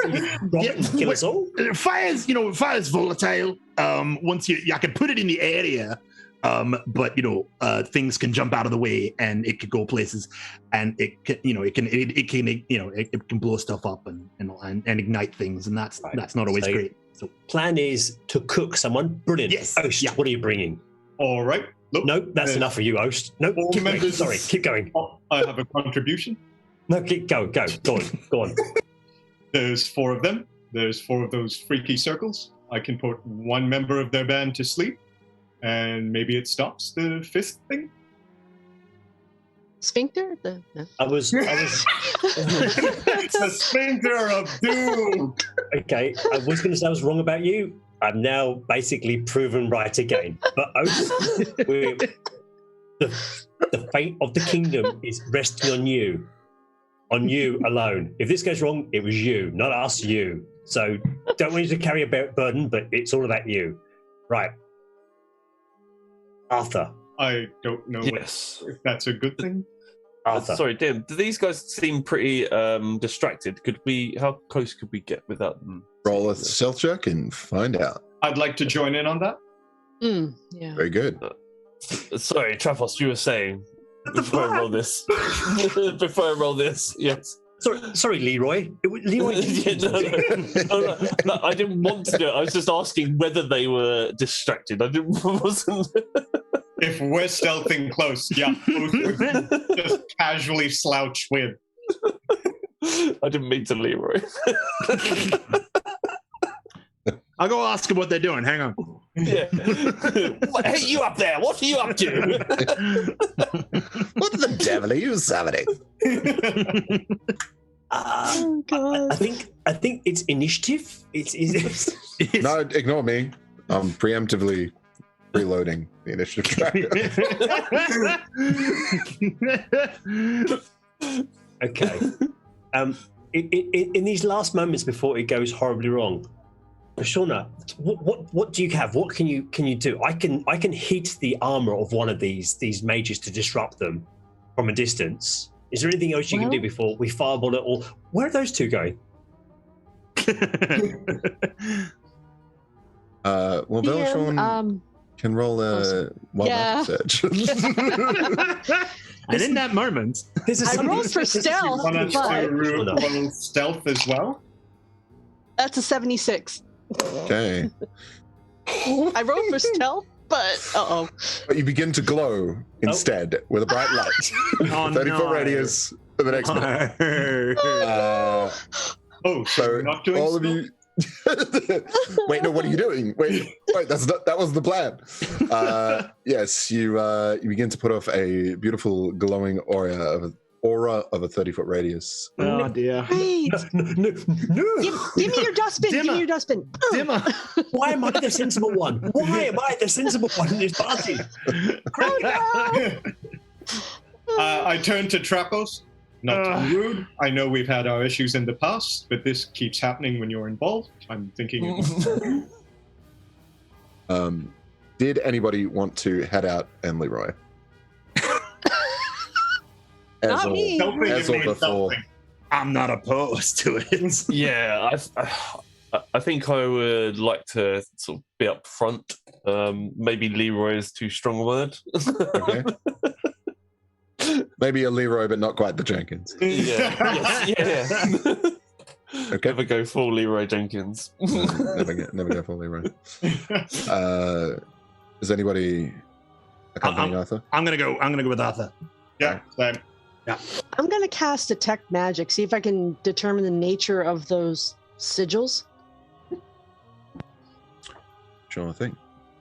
It's definitely conjuration of some kind. Very much. It's this eclectic blend of conjuration and evocation. This sort of channeling of pure energy.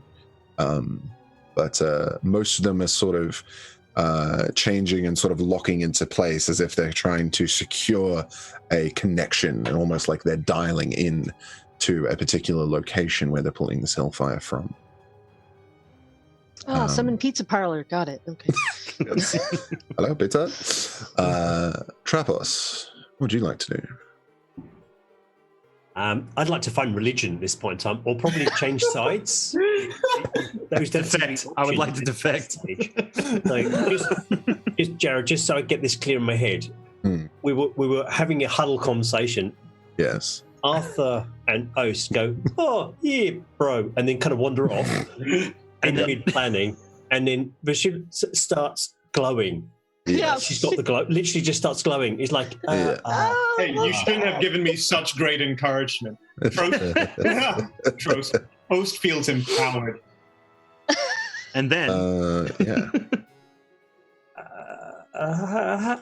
the party. Literally follow the party. Is there any form of cover? Any form of cover whatsoever? You look around. Not if you're standing near me. Yeah, you look up, you look back, and you look over to the party, and then you just see just above them one of these Durgar soldiers in chainmail stands at the top, but looks down and kind of calls out, "Achtung!" And I cast. Oh, he's sleep. German. Okay. We just wave him. can't sleep. I cast. Eine sleep große on- Lager, bitte. Hello, sir. Okay. Looks over his shoulder, Schnell, and Alarm! alarm. And then you see him retreat back. It is not a good sign. He has definitely informed people of your presence. Oh, that's bad. Okay. Oh no. So Sorry. plan L. Run at them. Run at them. All right. Do we want to do a new initiative? Yeah, I want to bash my boots together and fly again. Okay. Not surprised. Initiative. Okay. We have Good Arthur. initiative. Good initiative. Good initiative. Shit initiative. We have Trapos. We have Krieger. Yeah, I got 14. Shitty initiative. The Okay. fastest gnome in the West. Yes. Oh, I forgot to select my token when I did that. I got an 8, by the way. I got an 8. Okay. I got a 5. Yeah.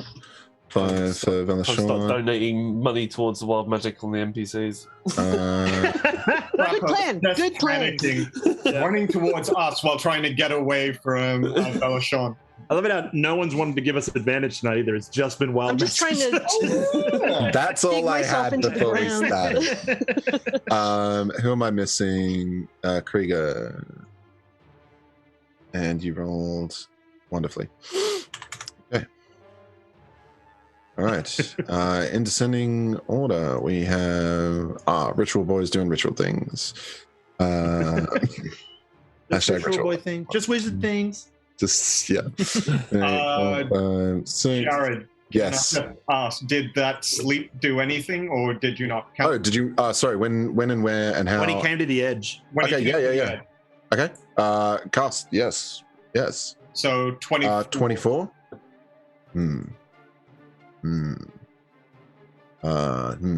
24. Unfortunately, not enough. Oh, all right. Did he at least get drowsy? Did he get the nods? It's like, A little bit drowsy. 230 itis. What? Yeah. He had a Snickers in his pocket, so Yeah, standing. Should have casted grease at the edge. Yes, always grease. Oh, good one. And out, Grease. So yeah, he is going to 1, 2, 3, 4, about there. And Arthur, you're up. And I am just gonna start charging up this cliff face. I'm just gonna move. Terrible initiatives. Yeah. See if that's fine. Come on, more. Yeah, Arthur's just gonna see him and be like, "Follow me, chaps," and just start running up this. Cheerio, pip pip, tally ho. Yeah. I know it's turn based, but the idea of everyone just standing there watching him run off. It's fantastic. Good luck. Yeah. See you never. Have fun storming the castle. There it is. You think it'll work? All right. Oast, you're up. Okay. Oh no, it's freaking out. I'm climbing up the wall. Everyone take cover. You want to climb up the wall? Roll an athletics check, please. Oh, you know what? That wasn't my intention, but okay. Let's do it. Is that what you like to do? No, but I'm doing it now. Too late, no take it back, please.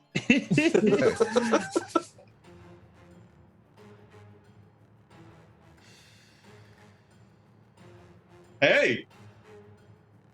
Okay, that's Okay, good. the old 19. 19. Uh, 19. 19. you got Made about. them to give me a boost. Like, Yeah, oh, I'm a it's- blue too. You're maybe 10 feet from the top. Okay, could I use... Is that my move action? If you'd like to dash, you could certainly get to the top. Yeah, bonus action dash as part of my... Oh, you sneaky boy. You're so sneaky. As you get to the top, though, you're like as you're kind of climbing, you're like, man, my hands are tougher than this. What's going on? And you realize that these rocks they're not particularly sharp, but you feel kind of like you're vulnerable to piercing damage. Oh my god. As yet again a wild magic strikes. No!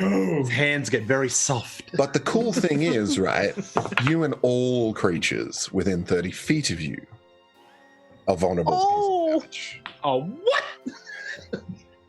We're all like butter. Quick measure. Guys, we're panicking. We don't know that these creatures do piercing damage. Turn around, they've all got crossbows. Oh no. I do magic, man. I suck. You're gonna make me more vulnerable? I thought we were friends. You bold blue bitch. God damn it. Oast, what do you want to do now that you're at the top? Okay, then for my action. Oh wait, I can't. Damn it. Okay, I'm right next to the altar. You're next to one of those circles, yes. What's the thing in the middle, if I could ask again? That is a pillar that seems to be the focus for this. The sphincter. Okay. So is that a solid pillar, like floor to ceiling? No, it's only about 5 feet off the ground. So it's just this gigantic circular altar that's sort of risen up. Okay. But all across its surface, you see it's about 3 feet wide, about 5. Well, it's not about 3 foot wide, is it? It's about 15 feet wide.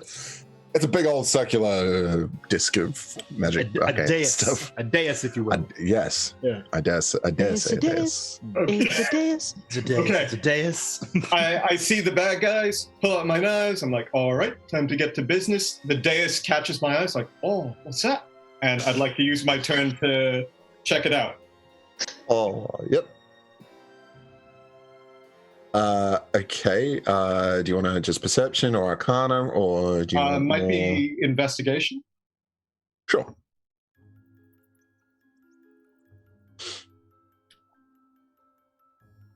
Okay.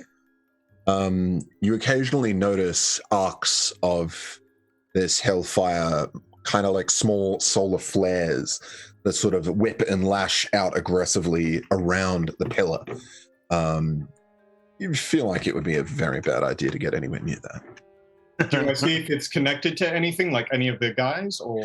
Yeah, you do see this sort of floating of these thin particles from where they're standing as they sort of lock in these circles. It seems to secure a stream of magic to the pillar. Cool. Guys, you remember the magma? Yes.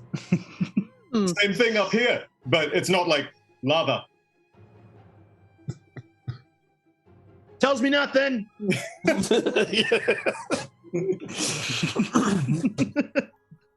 But now I know. The guys up here, they don't look friendly. They probably do something about that. Good. Knives out, edge of the thing, just looking over. Just yelling at the guy doing his circles, just like what? We heart Oast. Oast must be protected at all costs. It's due to the magic thing. Okay, we only took it 2 levels ago. Oast, stop being a tour guide. That was And this is the Hellfire. That's the end of my turn. Yeah. And on your left, you'll see the magic ritual summoning. Quite interesting if you take a moment to appreciate its beauty. All right, anything Tour else mode there, engaged. Oast? Anything else we're doing? No, that's it. That's the end of my turn. All right. Rituals, doing ritual things. Krieger, what would you like to do? Krieger's gonna fly. And sorry, I smashed my glasses so I couldn't see a damn thing. Krieger is going to fly and he's going to move up to his where he can go. So how high up is this path here? Do Do I have to worry about like Pythagoras theory or anything like that? Or what I gotta do? Yeah, let's crack out the algorithms. Where do you want to go? I kind of just want to get. I mean, I've got a fair range on this. I'm going to fireball the shit out of that area. Yeah. So I just want to kind of get within range. I need to be within 150 feet, so I don't have to be evenly close, but I just got to be high enough to do it. Okay. Do you want to be on that surface or? No, I'm flying in the air. Okay. Cool. So I just like fly up, and I will launch a fireball right at this spot here. Okay. Great. Where I'm pinging. All right. So that'll be what, 4 dex saves? I think I'm rolling. Oh shit! Oh, no. I am missing a d20. All right, it's a DC 15. 2 saves, 3 saves, and 1 fail. Okay, DC 15, 2 saves, 1 fail for 27 points of fire damage as a fireball explodes in that middle area, igniting small ignitable objects and making the area bright for a second, probably. Yeah. A little bit brighter than it was. Yeah. Durgar aren't resistant to fire, are they? No, they're not. That Durgar's on fire. Half full and half. Okay. Very good. Boom! Kapow. Anything else? No, that's me. Fire! Fire! Fire! Balashon. How long am I going to be going? How long is that lasting for? Just a little while. How long's a piece of string? Yeah. Until it stops being funny. So. All right, I'm gonna cast Blade Ward on myself and take off for starting up that ramp. Blade Ward, you don't see that often. No, you don't. It only lasts 1 round, so Isn't that just like it's not that... spectral swords just like whipping around you everywhere now or something? No, I get resistance to bludgeoning, piercing, and slashing damage from weapons. So great. Very good. Was that an action? That's a cantrip. Okay, cool. So I'm running. Did you want to use your action to dash, or? Yeah, I'm gonna double it. Okay, cool. Great, because you just have to move to the edge of your light. It's like you're chasing a rainbow. Yeah. You like get there and you're like, oh. Motivational poster. Chase the edge of your light. Oh, that's so good. It was very encouraging. That's actually so epic because it's like get close to the void, but like always know that you're a beacon. Yeah, I like that. Totally what I like that. intended. Ray Love of light. And you're also making sure that you're within the proximity of Ost's wild magic vulnerability thing at the same time. Blade ward. So you're fine. Beautiful. All right. Let's. See, Trapos, I can think sometimes. Oh no, I'm right behind you, like 40 foot. Not close enough. However, he's gonna lob a little spear at Ost as he charges forward. Ost, how does a Shit. Sorry, stream, you didn't hear that on our end. We got. Oh, nice. We passed 1800. Who's Beautiful. taunting chat? Who's doing that? Who's doing this? Ost, you look over at this pillar doing these like whips of wild magic, and then you're like, oh, that doesn't look great. But this guy's charging towards you, and as he kind of throws a spear, everything slows down. I'm going to need everyone to roll a wild magic surge. Thank you, Chad. Great donation. Good stuff. There we go. As the spear makes its way God. towards Ost. I rolled a 14. Someone challenged chat and they hit back. Never underestimate chat. That's the rules generally. Yeah, thanks, Yeah. Jay. I love you too. And just remember, it's going to be the 4th tomorrow, and I'm helping Doug out. Oh. Just a point.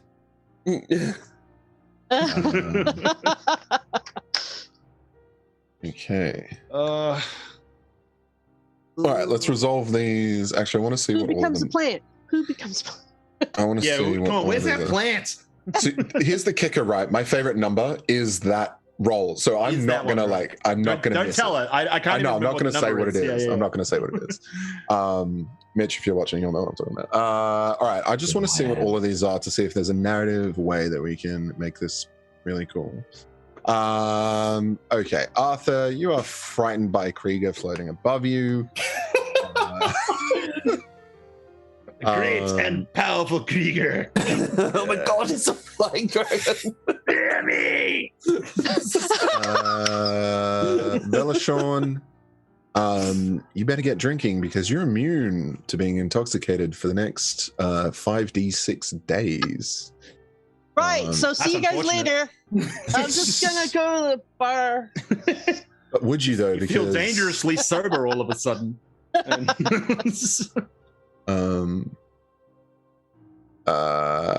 What else? D20. What was Somebody that? turn into a stormtrooper, or perhaps a leader? 50. Somebody else's hair falls out. Oh, no. 56.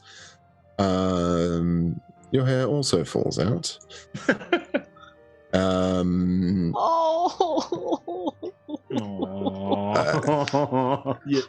And You big bully.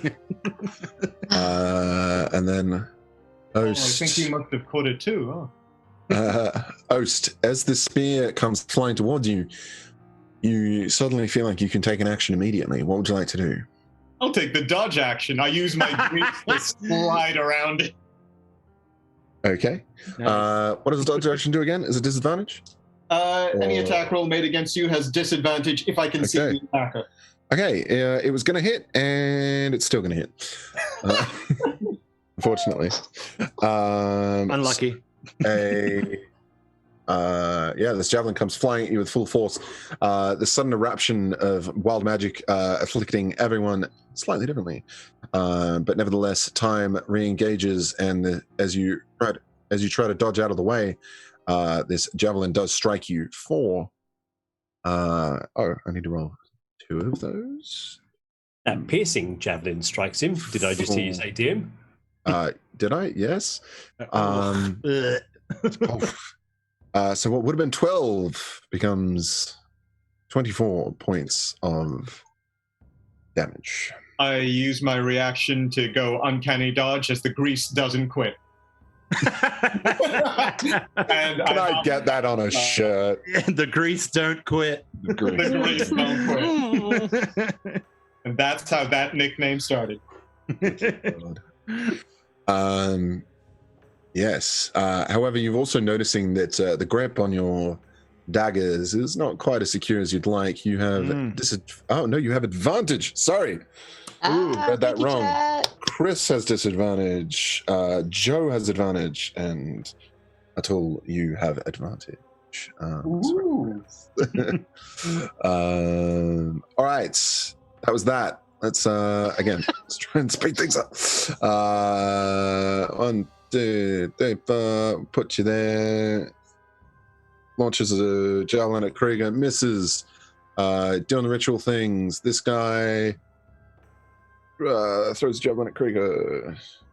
Misses. Good lord. Who knew flying was so good? Arthur, what would you like to do? Hey, sorry, Jared, you jumped me. Oh, did I? Yeah, you're good. You're good. I was 21, so it doesn't make a difference. I was just standing there in horror. Oh. I was wondering what you're doing back there. Yeah. All right. So you should have had a turn at the top of the round anyway, so please. No, all good. So can I see the any of these figures armored, the ones that are doing the ritual magic? Ritual ones? No. Okay. Well, that's that idea out the window. Then bugger it. I will do what all good stormtroopers do. I will shoot them with my fists at them. Uh-oh. And miss wildly, or Yeah. Pew, pew. Funny you mention that. Let's see how disadvantage goes in my first attack. Wait. Somebody said donation. Yes. No, I'm all over it. Oh, okay. That does not go well for me. Let's just put it this way. Okay. Krieger, you have advantage on your next roll. But also... Yeah, I saw. So my first attack would have hit, but because of disadvantage, it misses wildly, shooting past Oast. Sorry! Not sorry. Second attack. All good. I forgive you. See how easy it is. 19 on one of the casters, please. 19 is certainly going to hit. That is a lightning launcher striking him for 6 damage. You all notice a lull, a ripple in the thread of magic flowing to and from the pillar. The chain is broken for a moment, and there's this sort of audible sort of powering down for but a moment, and then it slowly kind of rises again. It seemed to have disrupted them ever so slightly. Would you like to move at all, sir? Run screaming towards the cliff. Kermit leaving a room style. Clunk, clunk, clunk, clunk, clunk, clunk. Yeah, but as an Iron Man built in a cave. Okay. As you charge forward, hang on, where were you? Were you there? 1, 2, 3, 4, 5. I'm going towards the light. There we go. Come to me. For the sake of it, I'm going to put you there because a wild magic, some part of your gears and cogs, whatever kind of arcane crystals you use to power your intricate pieces, sort of trips, and this strange wave of energy wafts out in 30 feet radius. Oast and Velashorn, you suddenly turn invisible. Oh. Oh, I thought you said we turned miserable. It's like, no, we're getting it. You suddenly feel miserable. Oh no. We've been working on that for a while now. We've done it. The big bad is dead. Oast is gone. So I'm glowing, but I'm invisible. Oh, that's right. Yeah. Oh no, they went into the light. Technically, doesn't light actually apply to the person? So therefore, if they're invisible, they're not physically shown. So is that not work? I like it. cover? I like it. I just So see the light would that's some disappear. glowing entity now. Like there's no substance underneath the light. Yeah. It's just there. I like both. You see just the cast, not the source of the light, but just the casted light that comes like out. some from it. demigod descended. The ritual is succeeded. There's a hollow black hole where it should be. Just- Okay, this guy is going to head over here and throw a spear. I think you missed my. Mm. Oh, did I miss you, Arthur? Sorry, Yeah. I get ahead of That's myself fine. sometimes. What would you like to that's do? right. I'm going to, seeing that Oast is almost getting surrounded, I will cast Shield of Faith on him, which Nice. gives him +2 Nice. AC. He's invisible.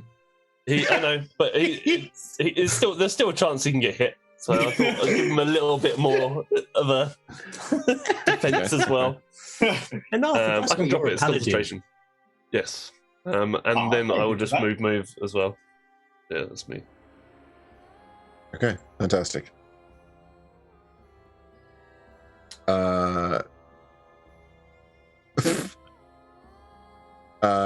Chris, you get a re-roll on one of your attacks. You must dance for it, and receive a magic surge. Let's bring back that stormtrooper dance. yeah. Disco. No. That's what I like to see. Wait, Perfect. he's invisible. Money. Absolutely perfect. Am I?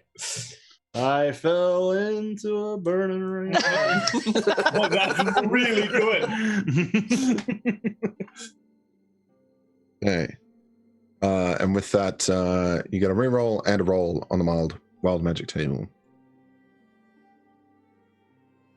Okay. So this adventure's basically been about magic. It's a kind of magic. Mm-hmm.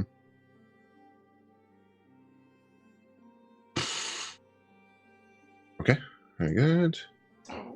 Oh, 77. 77 for you kids playing out there. You too can pull up our wild magic table. Roll a saving throw for me. It will be. No, that's not good. What This type could of be saving- epic, or it could be not so great. What type of saving throw? I'm could go going home to early. need wisdom, please. Excellent. Knock off time, Chris. Yep. Can we just ask for wisdom? Is that how it works? Oh, Ugh, So on the upside, I'm a gnome, so I get advantage, so I get a roll again. thank. hey, nice. Oh, On the downside.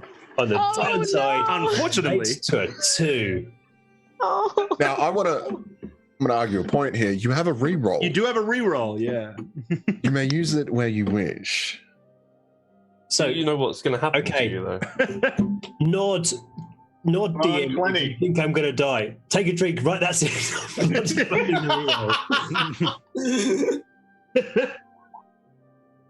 So if I add them up, Oh my an 8, god. a 2, and a 6 It's is 16. uh-huh. Oh dear. So I don't even you turn into a sheep. I can't even fathom. He's a sheep. Yeah. I tried. I'm like, I don't know how to narrate this. Oh god, he's He's turned into a fluffed. sheep. Initiate sheep protocol. Initiate sheep protocol. Wait, no. He's having a bad day. That's great. Well done. Inspiration. No, that's Chad gets the inspo on that one. That was Oh, Chad, you're the best. That's the best. all right. Hey, that's no gnome. We've been fleeced. Ah, All right, Oast gets inspiration. Oast gets Oast gets Oast gets the inspiration. all right. Return of the sheep. I'm surprised rewarding puns with inspiration isn't an official rule. It's the only way I know how to do it. It's Nah. all right. Oh no. Arthur, did you end up having a turn? I can't even remember. I don't think that's it. Sorry. Oh no. I'm so sorry. God. It's a Star Wars Day. I've got a bad feeling A about bad this. Ah, better. You right back. Sorry, Arthur, did you have a turn? I did, yeah. You moved. Okay, you did the thing. This guy's going to chuck a jabby at you. It's going to miss. What an Aussie thing to say. He's going to chuck a jabby at you. What? Chuck a jabby at your mind. No, somebody. Chucking a jabby. Someone stop me, please. Invisible Oast, what would you like to do? Okay. Who chucked the javelin? This guy at the bottom at myself. They've all chucked javelins at Who fucking various chucked the points. javelin? Chucked the jabby, eh? Chucked the jabby. Mate, don't play with Australians, eh? Fuck. Oh, shit. I believe subtitles are available for Yeah. in The drongo. Huh? All javelins now called jabbies. Everyone knows. Cannon. All right. Invisible Oast is going to sneak behind this guy and, with the help of his ledger-made mage hand, shove him into the thing. Okay. Did you want to shove him into the other bloke, or did you want to shove him into the pillar? Is that what was... Nah, mate. Want to shove him into that duvet. Alrighty. We're descending. We're descending into full How does that Ocker. work? How does that Coming work? to you lot from southern Queensland.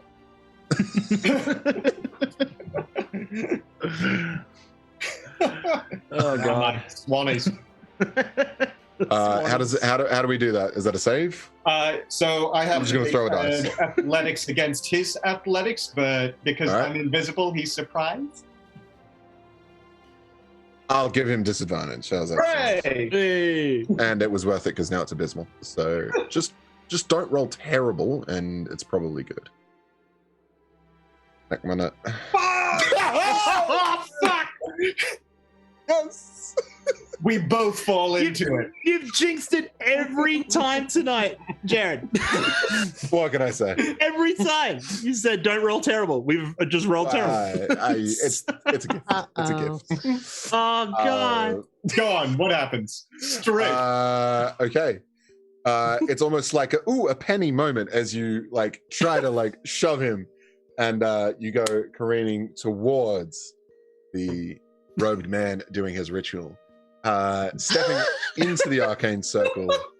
Oh no! And the human sacrifice has been accepted. Oast is your new god. That's all right. Hey, Choose the side of your destroyer. nothing big. Just a sacrifice and be kind to dogs. I don't All know. right. A well-timed magic surge would be. I feel like I should have had one in my back pocket, like just a DM magic surge for one of these moments. That's right. Can I credit one? Can I use one for the next one that comes in? Because I will pay for the wild surge. Aw. roll your fate. Roll your fate, Guaranteed sir. Roll your fate.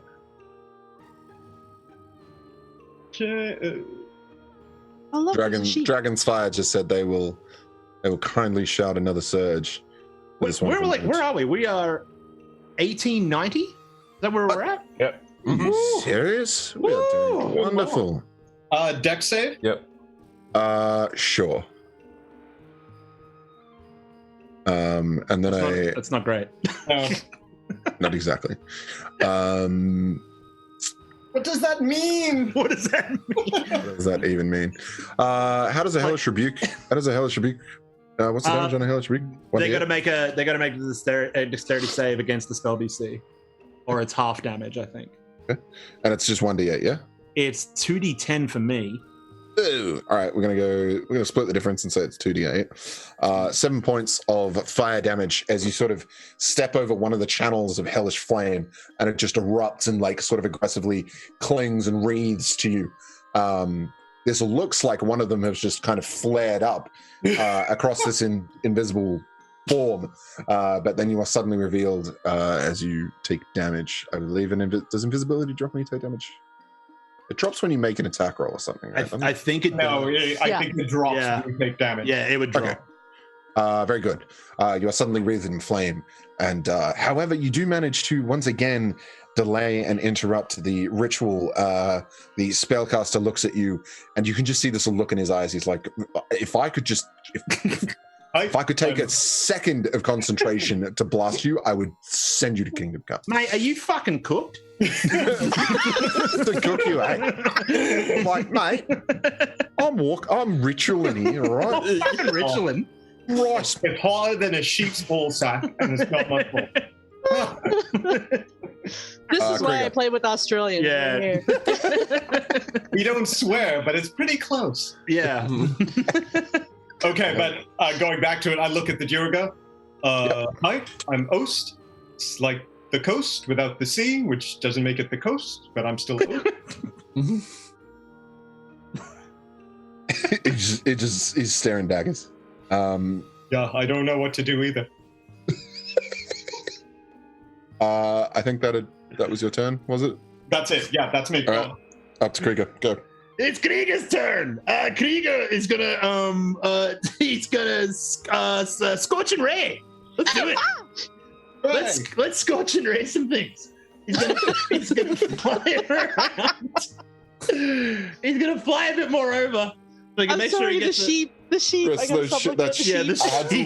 the I had to look at chat to go, hang Dancing on, what around. do you mean? Where is it? Scorch and ray.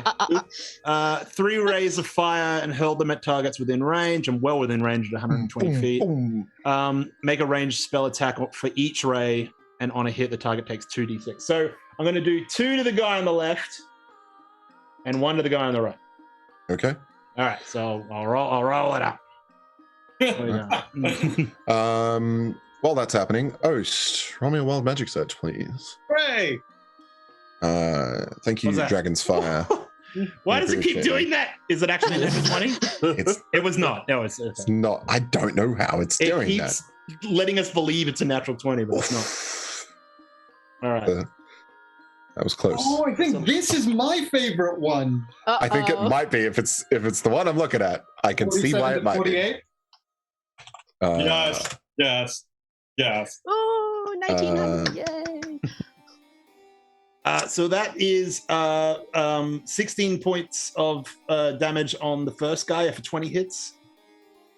Does? Okay, cool. I'm gonna. I gotta. Shit, hang on. I gotta click it again. For the second one, and that is a 15 to hit. 15's gonna miss, unfortunately. All right, second one wings off the side, and now I'll get this other guy on the right here Okay. for the final one.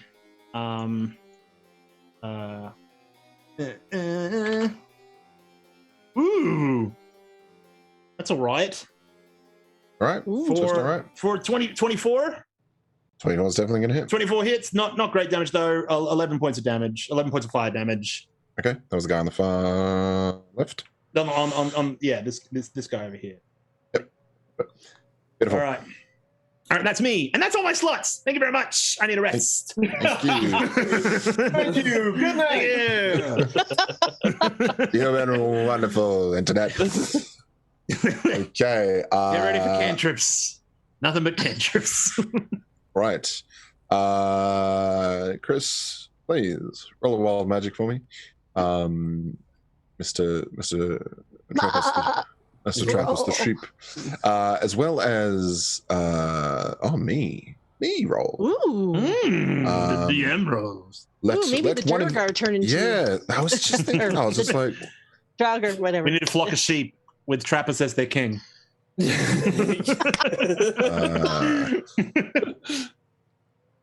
oh snap! We've got to get the pot plant. That was at a some very- point. Come on.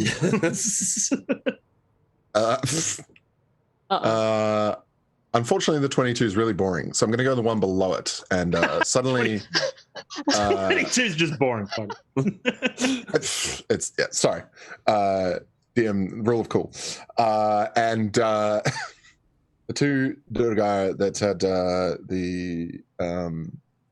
those what did the scorching rays cast on them, an eruption, a puddle of grease. Oh. More grease. Suddenly it splurges around, and they both fail dex saves. They're both prone. How big is that puddle of grease? I don't know. However big the grease spell is, I think it's like 10. I think it's 10 feet. 10. Only 10? Because I 10 cast that foot square. fireball earlier and it ignited loose items. Was anything on fire in that area near it? I have to be. Sometimes in the DM with the rule of cool, sometimes in the DM who's like, grease isn't flammable. But if you read Sage Advice, I think Jeremy Crawford's like, yeah, but it would be in my game. So I'm like, but it is in. But you're not Jeremy Crawford. So. No, I'm not. Yeah. I wish. We are so close to 2K, guys. Let's do it. Yes. Well done, chat. Thank you. Push it to Look the at all limit. those sheep butts. You know you want to donate for more sheep butts. You know you want to vote for more sheep butts. Who doesn't love the back end of a sheep? That joke was bad. That's a lot of lamb rump. All right. I think it's fella Sean's. It's me. Oh man, I can't look away. Let's go. I can't stop looking at the sheep butts. I know, it's very hard. I think it's fella Sean's turn. Did Chris roll? Chris rolled one as well. Oh goodness, fella Sean. I think Twitch is going to TOS us for sheep. Start your turn.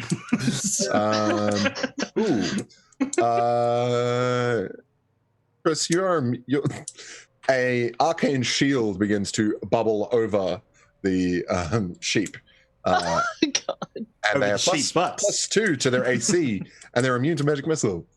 For the next. I can't stop. All right, Belashon, you're up. Okay. I'm gonna try and climb up this incline here. See if I can do that. Do I roll? Is it acrobatics, strength? Athletics. Athletics. Oh, that's gonna be fun. It'll be fine. 10. Good enough. You just make it to the top. You're fine. Whoa, skipped ahead there. Back. Yeah, you're at the top. What would you like to do? I am going to. I'm going to cast Fear. Ooh. It's a 30-foot cone. Okay. But, you know, there's also light. I'm like Galadriel, but invisible, so it's all good. Oh, Promethean in the chat. Sorry, was that Vela Sean? Well done. Well done. Oh God. Yeah, how does fear work? How do we where do we That is a 30-foot cone from me, and concentration up to a minute, wisdom saving throw, or drop whatever they're holding and become frightened for the duration. So creatures' worst fears. They see a ton of sexy sheep coming. Oh no! They're walking backwards at me. Not the sheep butts. I don't think but the sheep butts. Yeah, I'm allergic to lamb. Who knew a Durga's worst fear? All these sheep and no mint sauce. Speaking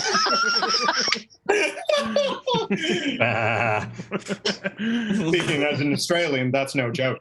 Yeah, that is no joke. Yeah. Criminal to try to charge you for it. If they're frightened, they have. Yeah, what's the DC's 14. Sorry. Okay. We've got a 13 and a 17. So one of them is deathly frightened. Oh my God, those sheep and sheep. You can say they're sheepish. So the one that's frightened has to make a dash action, move away from me by the safest route possible on each of its turns. Oh. On his turn. Okay. I was just like, he immediately moves. He's gone. He's out. It's fine. Expedience retreat. Well, it is his turn soon. Valashon, what would you? Anything else? That is it. All right. It is. It is the bloke next to Ost's turn, and he is going to cleave with a thick boy short sword. G'day, Ranger. Come on then. You what, mate? You having a laugh? You having a laugh, mate? I'm gonna clobber you. He is going to strike you down for 6 points of slashing damage. This is a new round, so reaction to uncanny dodge. All right. You have +2 to your AC, remember, as well, don't you? Oh, that's right. Okay. And yeah, that guy's gonna run because he's scared. And Trapos. Oops. Oh, sorry, Jared. Do I take that damage? 3 damage. Yeah. 3 damage. Okay. Yep. Just a 3. Trapos, it would be your turn, but we've had a new challenger. Oh my god. Enter the fray, which would be this proud and beautiful animal, the unicorn. This was my first wild magic surge in the first session I DM'd. And the unicorn's really dangerous, isn't it? Yeah, I know they were all level 2. It was no. That's savage. He's going to hoof this Durgar right in the dome for that's a 9. But luckily, he makes 2 attacks. His horn comes into play. That's what I like to see. 25 to hit. And that is 1d8 piercing for 12 points piercing damage. Good lord. All right. Impaled on a unicorn's horn. That is unfortunate. That's graphic. That's great. Sorry, I told you. I get. Yeah. We need to listening. Card up for the body horror. Yeah. Sorry. 97. Was that a? Are we due a surge? That happened. It is. And the DM shall dance. He shall dance. Yeah. This magnificent dance. And dance. 97. Ooh. Yeah. Ooh, yes. Yeah. Let's lay that move down. Oh, nice. Yes, please. Chris, your beautiful sheepish form is now accompanied by disembodied ethereal music. Well, you can tell by the way I use my voice. Oh, that is the perfect song for a sheep.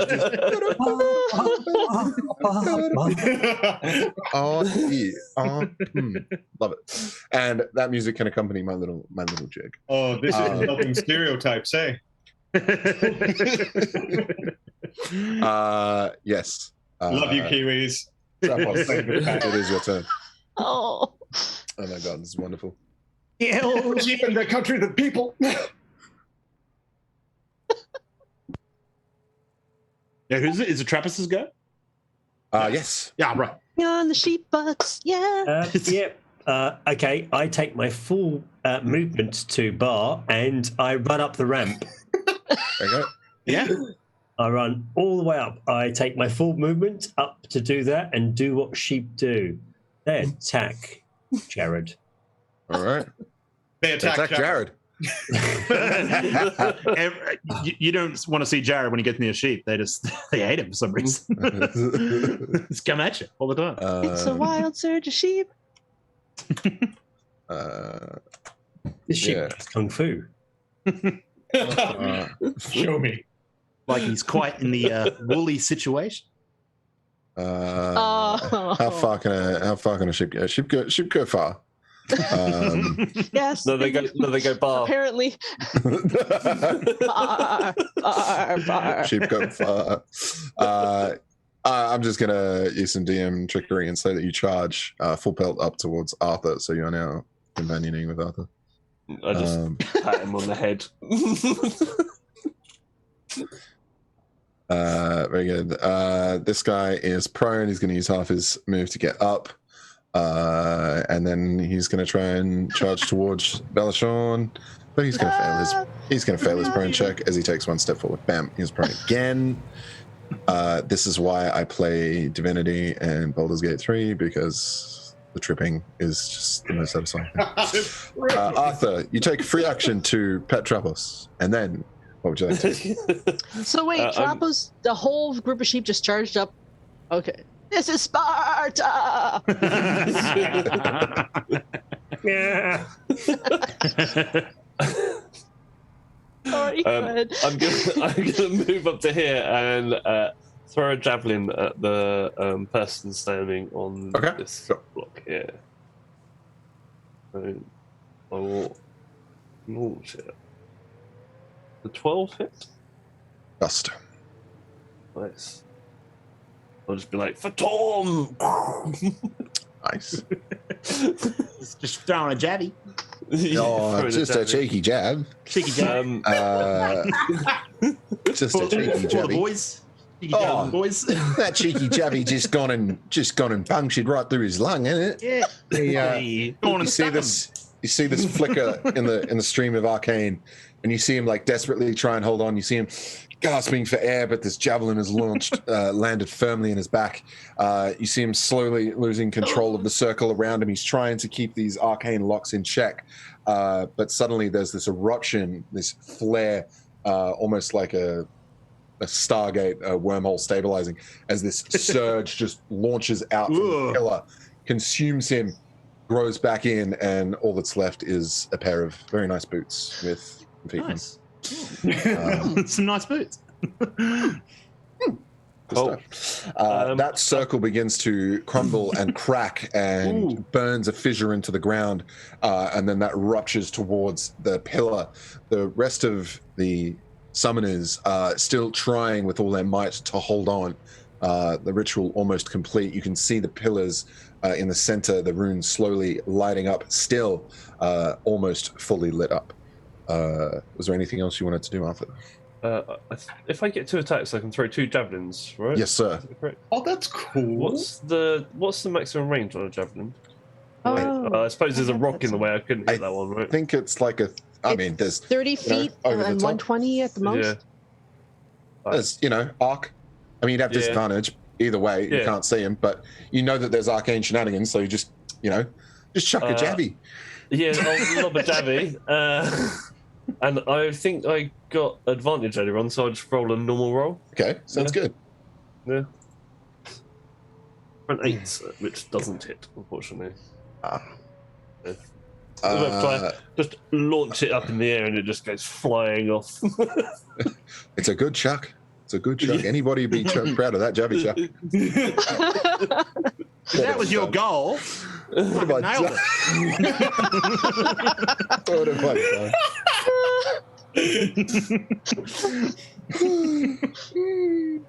Can't do better than that. Can't pull the wool over your eyes. Yes, Ramshin, the nice pair of boots are a pair of our boots. I'm dying. Inside. Yeah, I'm almost done with this too. Almost. Not before we get to 2K. No sleep till 2K. No sleep till 2K. Hashtag all nighter. This little guy looks down, looks at the sheep, like about to attack, and is like, well, I don't know what's going on there. But he slips over towards this crack, and you see him just swearing profanity towards Arthur, like, how dare you, Pick him up with that mouth. That was very rude of you. Rain down hellfire on you. I don't think he can get to you. Where was he? He was over there somewhere. He's gonna. Just say, how can it not face like this? Really? That's clearly a goat, Chris. I'll allow it. Your DM allows it.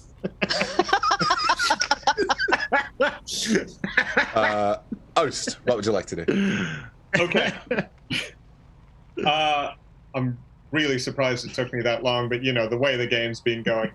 That guy distracted by this beauty of a horse here. Yeah. Jeez, isn't it? I dive to the side and stab him in the back for a sneak attack if this hits.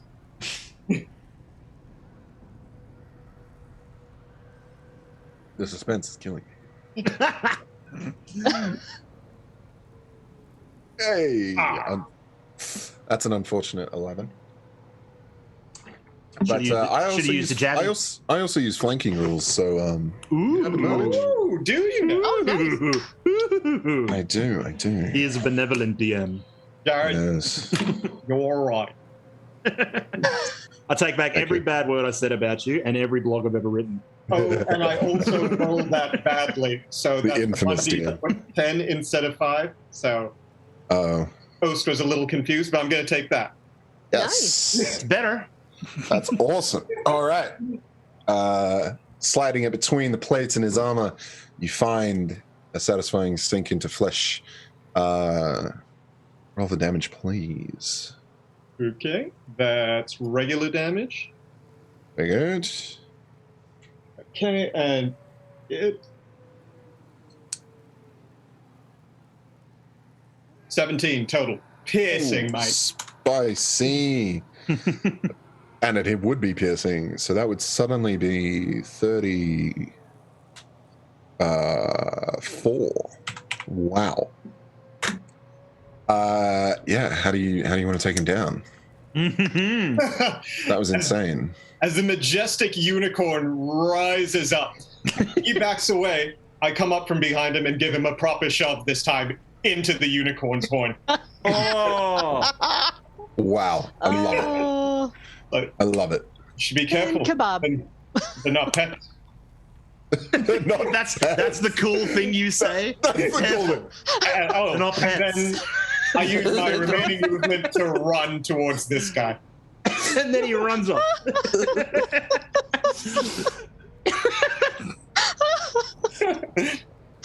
They're wild animals. Imagine that being what you've just been backed into a unicorn horn, and this guy says, "Careful, they're not pets." The only thing I could think of, and I'm so sorry, but I don't know if it's PG, I would have gone with feeling horny, mate. I'm so sorry if that's not PG. That's an after 2K comment, not a before 2K comment. Oh, Jesus.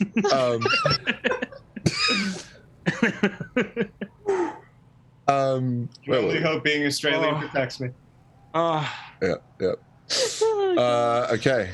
Ritual continues. These guys are now rolling con saves. That's a natty 1. This guy down here takes a flare of hellfire as it is unleashed towards him. He begins to be wreathed in hellfire for 8 points of damage. That's this guy down here. As the circles begin to break and the connections begin to fissure, the guy to the northeast corner is also going to roll a con save. That's the opposite end of the spectrum. He manages to quickly lock down a surge before it affects him. Krieger, what would you like to do? I would like to. So these are dudes here doing this thing, right? Yes. Yeah. So that's what I'm doing. I'm gonna fire Eldritch Blast at all three of these dudes. This dude, and this dude, and this dude. I'm gonna go. Woo, I'm gonna get close and just like all at once. Like one goes out of the hand, another one goes out of the hand, another one comes out of a third area. You imagine it. And your mouth because you're a dragonborn. Sure, let's go with that. And I will cast Eldritch Blast on the first one. The guy on the far left. We're gonna go with the guy on the far left down here. Yes. Okay. And that is. Oh my god! Still doing things. Still doing things. Goodness. That was a natural 19 on the first one for 8, 9, 10, 11, 12, 13 points of damage. Amaze. Force damage. The next one was apparently, according to this, an 18 plus 7 for a 25. 9 points of damage on this guy. Force damage on this guy. And the last one, I'll roll it one more time. That is a natural 1. And just that's an 8. Does an 8 hit? Yeah, nah. Ah, shit. Yeah, now. Well, the good news is the ones that did hit, they also get knocked back 10 feet as well. Shut up. Yes, you heard me. Then no save against that. What? Well, let me just check. I don't think there is because we haven't yet. I don't think we have been, so let's not worry about it. It says no. It just says you can push a creature in a straight line. Okay. Suddenly, this guy, having just been wreathed in flame, begins to sort of get control over it and begins to quell the fire around him. But you're like, no, let the flames take you. Boom! Firing a hellish eldritch blast towards him. You almost sort of capture a little bit of the essence of the energy underneath him, and it's not so much thrown back, but thrown upwards. And off you go. Uppercut him with the eldritch blast, and he's just thrown backwards. Classic stuntman style, thrown backwards and slides to the ground. Do a flip. He collapses. Yeah, he does. He does. Wilhelm scream, does a flip backwards, lands on his face. And the circle has now been broken. Again, it begins to overheat, melt into the floor, and then a fissure cracks up towards the circle to the arcane pillar. It is now glowing, pulsing twice, 3 times as fast as it should be. I don't know if I did good or bad. This guy that you struck, thrown back, almost instantly vaporizes, bloody Terminator style at the fence, just like turned into a skeleton and then evaporated. And this guy at the top was a miss, so luckily just scathed over his shoulder. Hello everyone, we just hit 2K. We did 2K! So much. Thank you so much. You Thank guys you. Thank you for your donation. Incredible. The DM shall dance. Let's all dance for free. Dance for free. Let's just do the jive, shall we? Free dance. Let's just. Oh, here I am, just voguing. But okay. I've been voguing the whole night. I almost want to just change my camera real quick. No, don't stop the video. No, That's a mistake. That's not what we're doing. No, it's just because my software is like cutting me out. That's right. That's right. I'm not in a medieval kitchen. My basement bedroom. I know. That's it. That's all awesome. Right. That's so great. Well done, dude. Yeah. Thank you. Oh. All right. Let me just fix my chair real quick. And we return. And see behind the curtain how the magic's made. What? All right, and let's put the illusion back up and continue with the story. Yes, this guy, El Vapor, and that one misses. This guy is now going to have to roll a wild magic surge at disadvantage. Not a wild magic surge, a con save disadvantage. He is engulfed in flame. His form crumbling as he takes 10 points. Only 10. Chris, what? Oh, the wild magic for Chris? Did I miss that? Chris, can we just have yet another wild magic? He gets advantage on the wild magic. You get advantage on the wild magic? Roll. Advantage on the wild magic. No. Jared. Yes, sir. Look at that number. Yes. Oast, look at that number. One moment, caller. One moment. Oh no. The serendipity. Ladies and gentlemen, we have a 42, aka the this is the best fabled ever. potted plant. I just imagine the sheep like clubbing along, and then your feet just slowly kind of like getting stuck to the earth, and then you realize they're actually turning into earth. And what a great reference that 42 is too. Right? And so the sheep slowly begins turning into soil, and I imagine your wool just kind of slowly changes to a slightly darker clay color and begins getting denser and denser, and then you kind of fall backwards on your hind legs and slowly shrink, and your head turns into a beautiful let's say a little bouquet of flowers. I thought he was going to turn into a cotton plant or something. Oh, it should be. Yeah, a beautiful bunch of like freshly picked cotton. And like and dandelions looking. Yeah, absolutely. Oh, you put up a picture of dandelions. Yeah, there you go. Perfect. Excellent. And you sit there just majestically blowing in the breeze, the music, the ethereal fey tunes, sort of making this a little picturesque juxtaposition amongst the Underdark here, and again this little glowing shield that protects you. Hey, what do unicorns eat?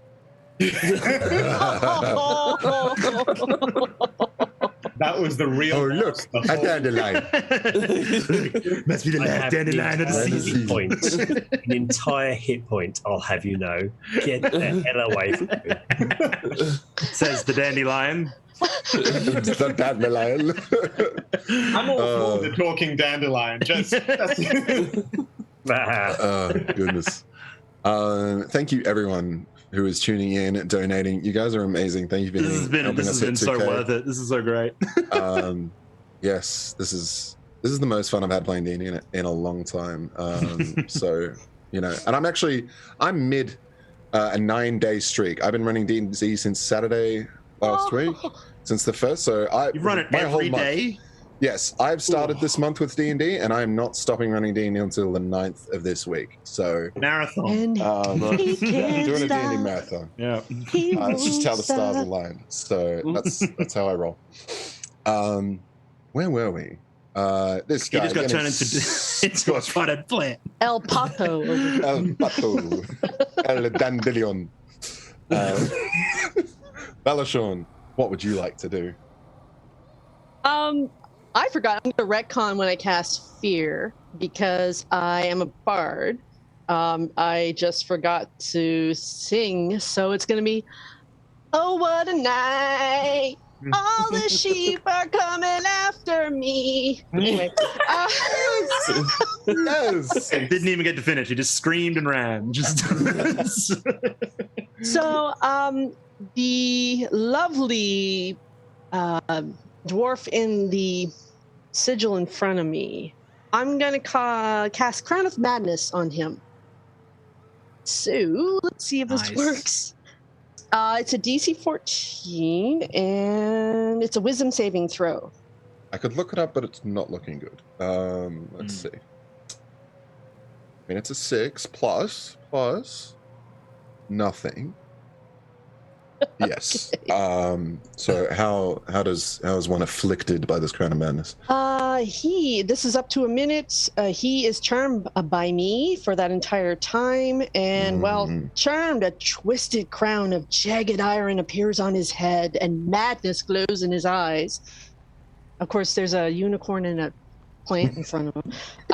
He must use his action before moving each of his turns to make a melee attack against a creature other than itself that I get to mentally choose. So let's send him over to the other sigil, over to the left there, and have him attack that guy. Oh, nice. Okay. There was a little part of me that was hoping I thought you'd go after the unicorn. Punch the unicorn. I punched the unicorn. So must he immediately move? Is that? I'll just look it up. Crown of Madness. Can't see anyone's spells. Yeah, he just ends up, he's like a melee attacking machine. Cool. Okay, so he's failed to save. Charges over there. Okay. Charmed by you. Okay, yeah, I imagine this. You're also sort of manipulating and channeling this hellish wild magic, and you clamp this down on his head and you secure it in your own way. A flare of the sigil around him sort of flows up into him and makes his eyes glow with a little bit of flame. And I'll just sing, Dreamweaver, here's a crown for you tonight. Yeah, so he can't actually attack anyone right now. But he because he has to move. Okay, so yeah, on his next turn when he moves. All right. That guy's gone. Is it this guy? What? Is there still? There's still these dudes around. All right, no worries. This guy was greased. I think he's fine. Uses half his move to get up, and moves 3 squares towards Arthur. That's his turn. Wait, no, that was a different guy. Wait, who was that? Oh, that was dead guy. So dead guy can go over there. That was this guy, whose turn is now up. It is Unicorn's turn, and the Unicorn faces off to Oast. Oh no! Not Oast. He's precious. Strides. But he said you're towards not a him. pet. Wait, is the body still on it as he strides towards it? Oh! Slowly trying to collect Yeah, more bodies. Walks forward, and this body's just like puppeteered towards you. Zombie! Oh, just- hey there, little fella. You hurt? It just like flicks the thing aside, looks towards you, gets its head right up in yours, and then licks you. You gain 10 hit points as it uses its healing touch.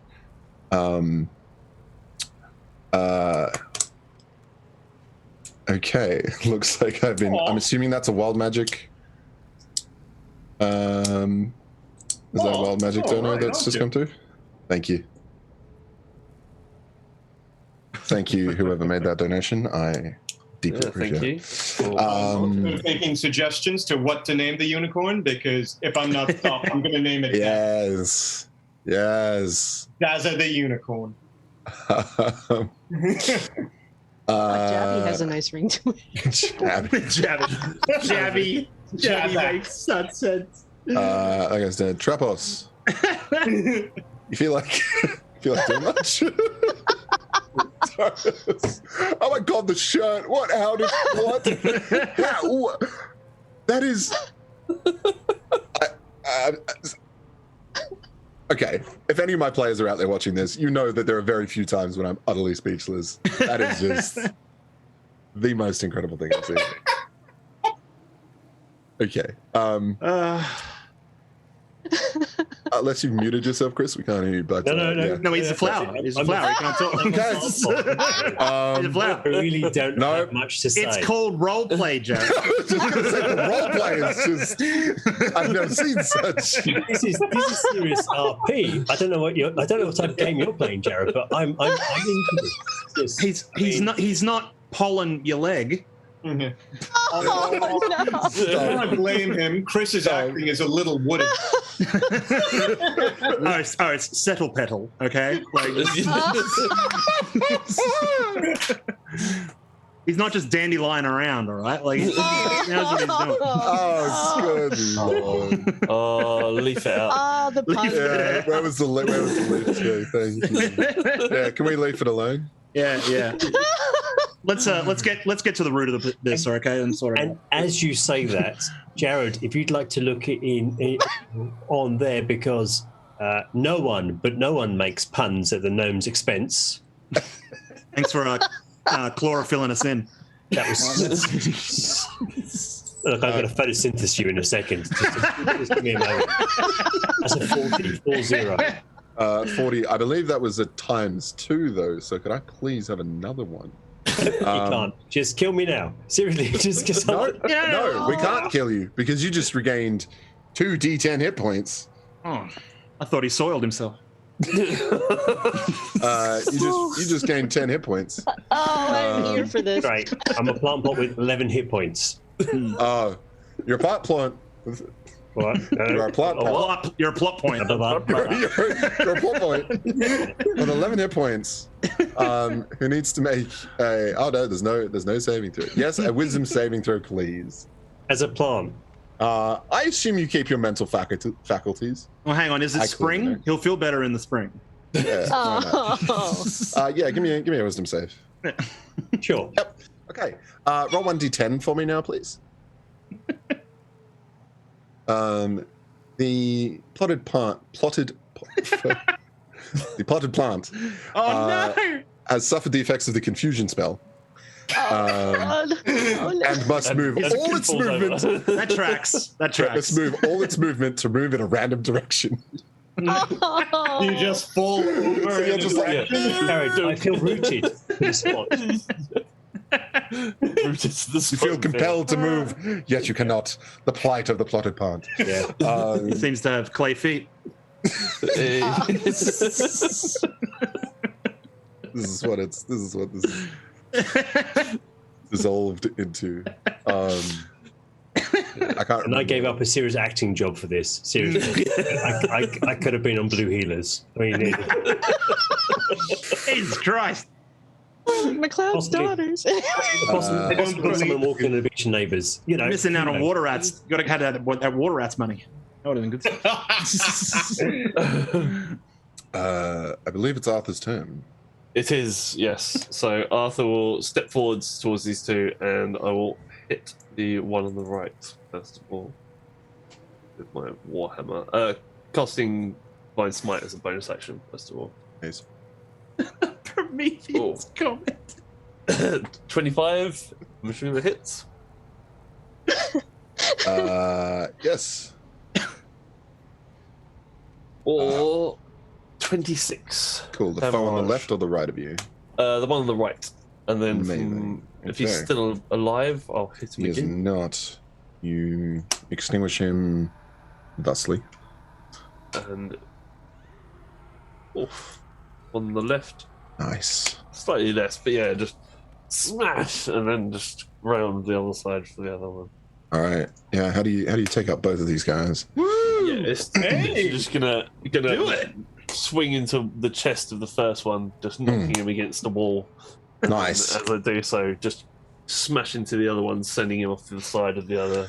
Cool. You feel a surge of power as you must now shout everything you say for the next minute. I apologize to your neighbors if it's I did it for Tom! Yes. Sounds so tortured. I love you, Guardians of the Galaxy. Thank you, Dragonspire, for that. That was a beautiful opportunity. Moment there. This guy is dead. Oast, you are up. Okay, I'm gonna try something, but can I ask, what is the thing in the middle again? It is an arcane sort of spell focus. It is a giant device designed to channel magic. It's a Okay, okay. It's a Go with MacGuffin. me here. It's a point of interest, is what it is. It's a plotted point plant. It's a great place to put a plotted plant. Potted plant, yeah. I see the unicorn looking towards the potted plant, and I gently turn its head back towards me. I'm Oast. Sounds like toast without the T, but makes it difficult to enjoy toast when you don't have it. Isn't true. But I'm Oast, and I'm good. These are my friends, Bella Sean, Rieger. Hey, how you doing? We'd like to talk more, but we have a situation, and I point to the focus. Could you help us out?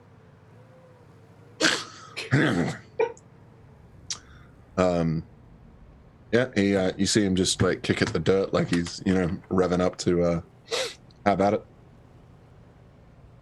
I'm going to assume that was all like spoken word delivered. Like, my name is Oast, and I like toast. You just hearing rhythms. Just slam poetry stuff. Yeah. So he kind of gets what I'm saying. You think so? Roll an animal handling check. Oh, okay. Guys, I think it's best we get out of the professional's way.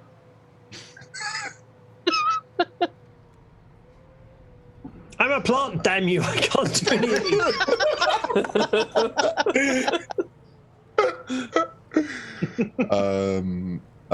Yes, I can't see that because I'm not looking at the thing. All right, beautiful. Hey,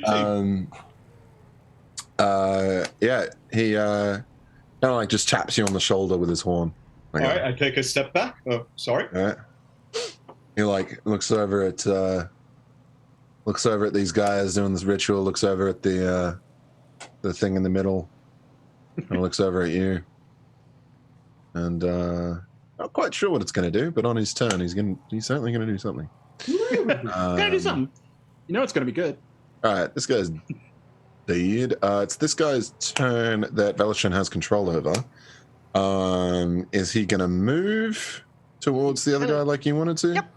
He's going to go for the other guy. Screw it. He's going to madly charge at this guy, flailing wildly. It's just an It's unarmed... a damn plant! I'm allergic, god damn it! What is it, just a basic melee attack, like an unarmed attack, or just, well, he doesn't really have anything melee in his hands. attack. Okay, he doesn't really have anything in his hands anyway. Yeah, he charges, just kind of flailing his arms towards this guy, and I'm just gonna do this. yeah, and if You're in the way. Yeah, that's exactly what I was thinking.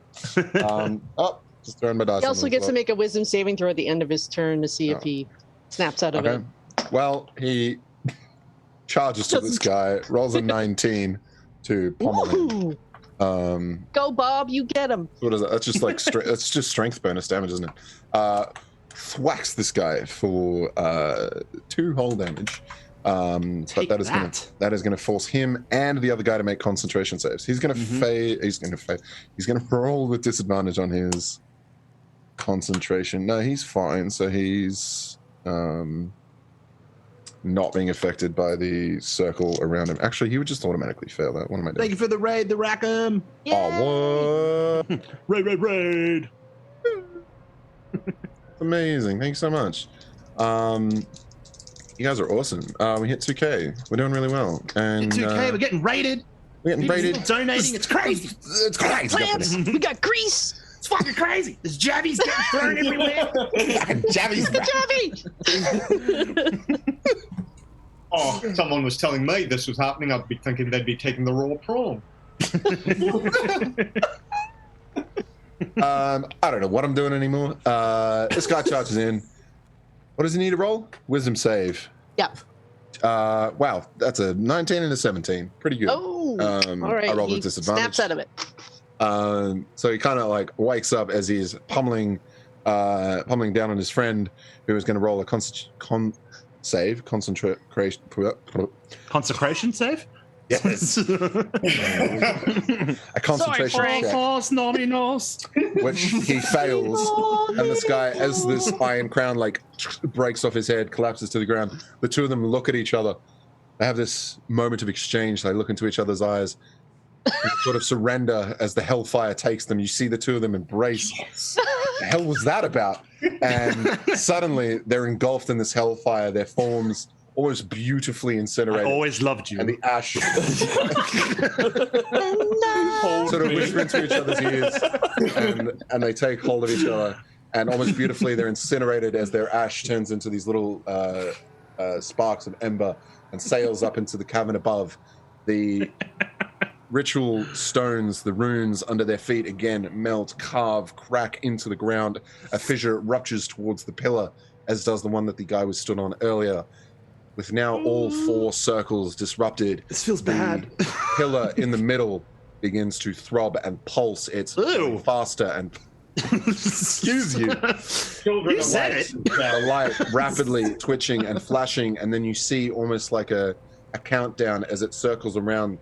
This dial doesn't know what to do with the magic. It begins to physically crack and melt as it slowly overheats, and it seems to be having this kind of nuclear meltdown. You all suddenly feel this insane amount of heat surge forward. I'm going to need constitution saving throws from... It's time! Basically everyone up on that circle. Oast, Unicorn, Krieger, and Valashon. Dazza. That's Jabby. Sorry. Jabby Dazza. Jabby Dazza. Jabby Dazza. Jabby Dazza. Sorry, Jared. What were we supposed to do? Dexterity save, was it? Or Constitution? Yes, con save, you say. That's it? All right. Great con save. Thank you. I'm beginning to crack. Thank you. Oh, good. Yay! That's all right. I got a natural 1. Yay! You beauty. Oh my goodness. I still have a disadvantage. That's a 6 as a potted plant. Yay. The potted plant did better than me. Yay! Arthur, I'm going to need you to roll as well. Everybody rolls. Okay. Constitute. Let's do it as well. Oh, And a hero comes along.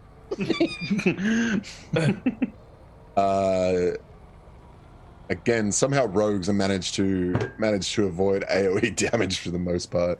How much? Whoa! Hold on, Arthur. How much Nat damage is a 20. fireball? Fireball. 8d6. Yeah, Yes. 8d6. I'm just so you know, I'm literally reaching for fistfuls of Shadowrun dice right now. 8d6, Oh, no, this you is- say? It's future damage. 8d6. Let's chuck another 4 on top of that. Let's go. Why not? Why not? Chuck five. Chuck five. All in. 5, you want it? Chuck another All 6 right, in. Fuck let's it. go. Let's fucking Throw a go. jabby while you're at it. It's Mate, All you can't right. get cooked without a couple of fireballs, you know? All right. So let's see how quickly I can add these Yeah, up. I'm imagining Someone spray my this pedals before this conversation goes over a off. pair of 11, stubbies, 12, just 15, us in our 17. singlets out there over a pit fire, just watching it cook a couple of snags. It's like the friggin' pelicans in Finding Nemo. It's just like, oh yeah. Trappers is made a fool of himself again this morning, aren't they? 7. Yeah. A clean 40 damage of fire damage is unleashed outwards as this core overloads, melts down, and then finally Oh just god. this like EMF wave, this Oh, massive no. pulse of radiant heat just detonates across. It also shoots out across the huge cavern below, changing the tide for the better. Some people are a little bit afflicted by it, but you are behind enemy lines. It sort of sweeps into the back of them, also causing an unexpected singe to their plans. Oast, you managed to save and take half of that. I also and then you're gonna do some uncanny dodge thing, aren't you? behind Jabby does it. I also take half of that, just by the way. All right, fantastic. 'Cause I am a red dragonborn. Yes, you So, are. Jared, Yes. this is how it goes. You see the plant plot explode as its 11 hit points go. It then turns into a sheep. Her sheep incinerate, and you see a slightly annoyed looking gnome who's still very much alive and very confused on what's going on. Oast! Amazing. Has anyone fallen? Toasty oats. I would have been straight up dead, Yes. just so you know. Whoa. But So- I my red dragonborn, thank Christ. I mean, So Raffles, I think we won. Trapos goes over and heals the not so well. You get 12 points of healing back straight away. Oh, perfect. Oh, sorry, was that me? no, that's No, of course not. I'm flying.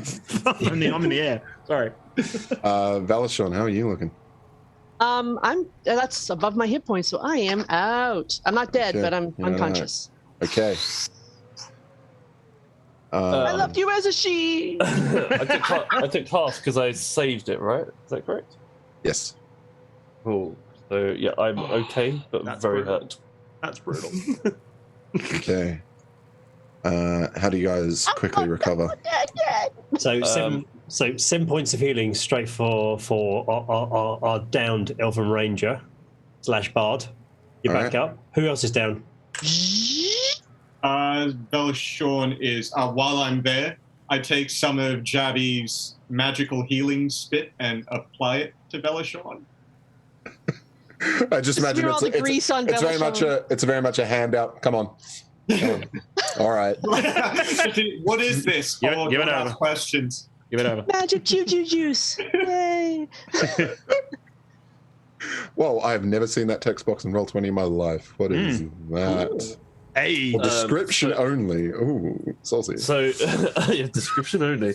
I'm gonna cast aid on everybody if they gather around, which will give Beautiful. them a number of hit points. All right. Up to 3 creatures. Who's hurt? Or who do I like more? Each target's hit point maximum. Asking the real questions here. Does that actually hang on? Does that actually heal, or does it just increase the It maximum? just increases max. Oh, okay, so it doesn't actually heal you. Yeah. No. Sad times. And also Yeah. down? I can touch some people up a bit and lay on hands. Does that make anyone feel better, or It just makes me feel better. makes you feel better? Mike, they'll get The there. unicorn. I imagine. There. Yeah. I imagine the unicorn kind of like just comes up to you, puts a hoof on you, is just like, no. no. Kind of like a knowing look. When people want to be licked, they'll laugh. Also, please let the professional do his job. Yeah. Velashorn also gets some unicorn licks and Yay! heals up for another 11 hit points. Oh, nice.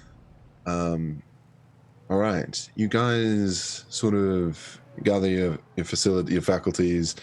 Trapos, I'm sure you have so many questions, but you guys sort of check on each other. Oast, your skin begins to sort of peel, and underneath you see your natural form begin to reveal itself. Oh, right. Velashorn, your light begins to fade down.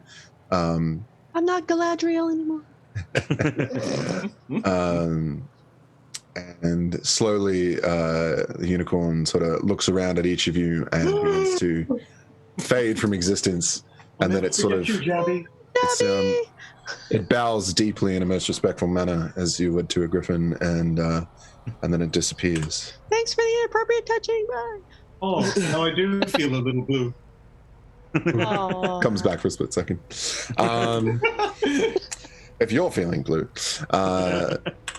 don't delay. But you guys feel a successful mission done. You look over at the cavern around you and below you, and you can clearly see that the tide has been turned while you guys have been taking care of this potentially devastating weapon. The Durgard forces have indeed managed to be squelched. Your dwarven compatriots and friends have created a very stable front line and have taken back the majority of the caverns and caves that lead to the Lost Forge of Kundrakar. I think we caused enough damage here. Let's go to a pub. Mhm. Yes. Agreed. I'll like descend down, just charred black, but like acting like it's slightly on fire a little bit. Just let down. It's like, yes, let's get a drink. That sounds great. Yep. And I look at Trapos. Hey, why are there leaves on you? it's to hide the wall, mate. And Osh, I think you should just sum up this for us because you've done so well so far. Choice, eh? Osh. What have we learned from this adventure, Oast? I think friends are pretty choice, eh? Sage Well nodding said. from everyone. Well said. Well said. And to all the wonderful viewers, all of those wonderful donations, you guys have been absolutely amazing. Yeah. Thanks, viewers. Thanks, chat. Bless you Thank all. Thank you so much. Raising money for a wonderful cause. And as Oast so wonderfully put it, friends are choice. They Hey, are.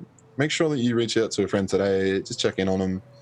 Ask, are you okay? Because it makes all the difference. And even if they're not in a dire straight situation where they're feeling like the world is against them, maybe they just deserve a little catching up. It's lovely to know you're noticed. Yeah, so that's it. That's 100% it. So once again, thanks to Meeples and Dragons for helping promote, spread, organize, Thank you, do Meeples. all Thank you, the amazing Dragons. things. Hey, Thank you so that they much. do. Go check out their store, buy yourself some cool stuff. You're supporting some amazing people. Ardent Roleplay, once again, for hosting Yeah, us, Ardent, producing thank you. the stream, managing everything that has been... I kind of really wish I had a producer now for my streams. And speaking of which, I stream on Thursdays. My name's Jared, also known as the GM Chef. I'm a professional game master, and I like to roll. I do a lot of the role play. I'm in the middle of a nine game streak, playing D&D every day. Feels like Duolingo or something. Just you don't want to break it. Yeah, Keep going. it's a yeah. I kind of World record don't DM. actually. Yeah, like how World many days in a row can you D&D for? Yeah. Call Guinness. So, I believe that's all we have time for. And man, it's been a blast. That was some of the craziest Thanks. three and a bit hours. So thank you to Do we have all. a we need to do a raffle, right? Yeah, we have a raffle. We have a raffle. Anyone got anything got anything to spruik as well? Yeah, does anybody... Yeah, I was just going to actually say thank you to all my wonderful players. You guys have really made this a wonderful evening. So thank you, Joe, Atul, Chris, Angela, and Clint. Honestly, who would have thought... who would have thought a bunch of randos chucking jabbies in caves with wild magic would have been so goddamn You give fun. a bunch of Aussies wild magic, they're gonna go. We're gonna take it and run. Yeah. But yes, thank you everyone. Thank you, Angela, for getting up early and joining us. That's been an absolute pleasure. Oh yeah, it's what 8 a.m. there. 9 a.m. 9:20. It's now 9 a.m. Now 9:20.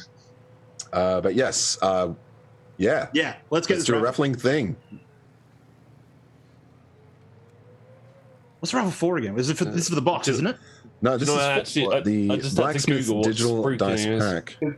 Oh, you don't know what spruiking is? Spruiking? It's spruiking. Oh, No, Spruik. not a Spruik. UK, I love not it. I love a UK cheeky spruik. terminology. All right, Band of Badgers. You do things Yes. as well, don't you? You have a live We stream. do. Tell us about that. Okay. Beaker Pa. Congrats. yeah. Beaker part one? Hey, well done, Beaker. Hello, welcome, thank you, and congratulations. Yeah. That's what Beaker. Thank you for your donates and all that stuff. Yeah, that is Yeah. wonderful. That's fantastic. Love it. Joe, you were telling us about Band of Badgers. Yeah, I was just gonna say I'm personally running Avernus on a Saturday evening for UK time, starting at 9 p.m. Every Saturday. But we've got loads of other games that we run every night. We do painting on there. We do role playing, Warhammer, everything on there. So yeah, come and Awesome. check out Band of Badgers. Yeah, on I've been Twitch. tuning into some of your paint streams. Very chill, nice to have on. While you're sort of just doing some stuff. Really cool. Yeah, it's like a hangout with your mates, really, rather than. Yeah, that's really what it feels like. I feel like that's what Twitch really could and should be, or what it was originally anyway. But yeah. Awesome. If you paint, get in contact with Dave, and I'm sure he'll have you on. I wish I had the time. I really wish I had the time. But as you know, I'm running all these D&D. Yeah. Does anybody have anything else they'd like to promote? I your friends. It's great. Well, speaking of D&D, I actually am a D&D supplement author. You can find me everywhere there is social media where it says Haggard Clint. I am the author of a current book out there on Drive-Thru RPG called Chronomancer's Guide to the Future, which is all about tips and tricks. I write better than I talk. About time traveling into futures for your campaign. So that's coming out, and the sequel's coming out this year too. That sounds incredible. Yeah, that's what I do. Awesome. Anyone else? Chris? No? No, I was just going to say, Travis, thank you so much for keeping up with the absolute mayhem that Chat did. Chat, you are phenomenal. Thank you so much. Chat's been great. Thank you, Chat. Yes, thank you, Chat. Broke the Australian target, which is absolutely incredible for as Jared has on day two. Gone through. On day two.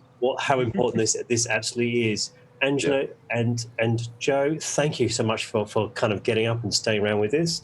The rest of you, absolutely brilliant, and thank you to all the mods and people doing the production stuff. Yeah, thank you, production team, for sure. Thank you all. It's 100%. Thanks for putting up with my shenanigans. Trying to set up as well. I didn't understand it, but we did it, and it's happened. So give over to those who know better than I. All right. Thank you so much for helping us hit 2K on day 2. Let's keep it going. What a week of wonderful people that we have ahead of us, and man, I'm keen for next year. Let's go. Thank you for my first 5e Go. You Yes. got to tune in for the rest Welcome, of the week. Angela. Tune in for the rest of the week. We got to find Yeah. out what the next goals Don't go are. anywhere. Absolutely. Yeah, don't go Do anywhere. what I'm doing and do more D&D for the rest. Yeah, more D&D. Yeah. Why stop here? There's more badges coming as well. We've got more of us that are invading. Yeah, go check them out. There's a whole bunch of amazing people out there. So Yeah. All right, thank you guys. Thanks. all right, Take care. bye. It was Bye. great being Playing. Each other. a sheep plant. I'm giving you an internet hug. This is my internet Yeah. hug. I'm leaning Yay. forward as much as I can. Bam. Thank you. Bye.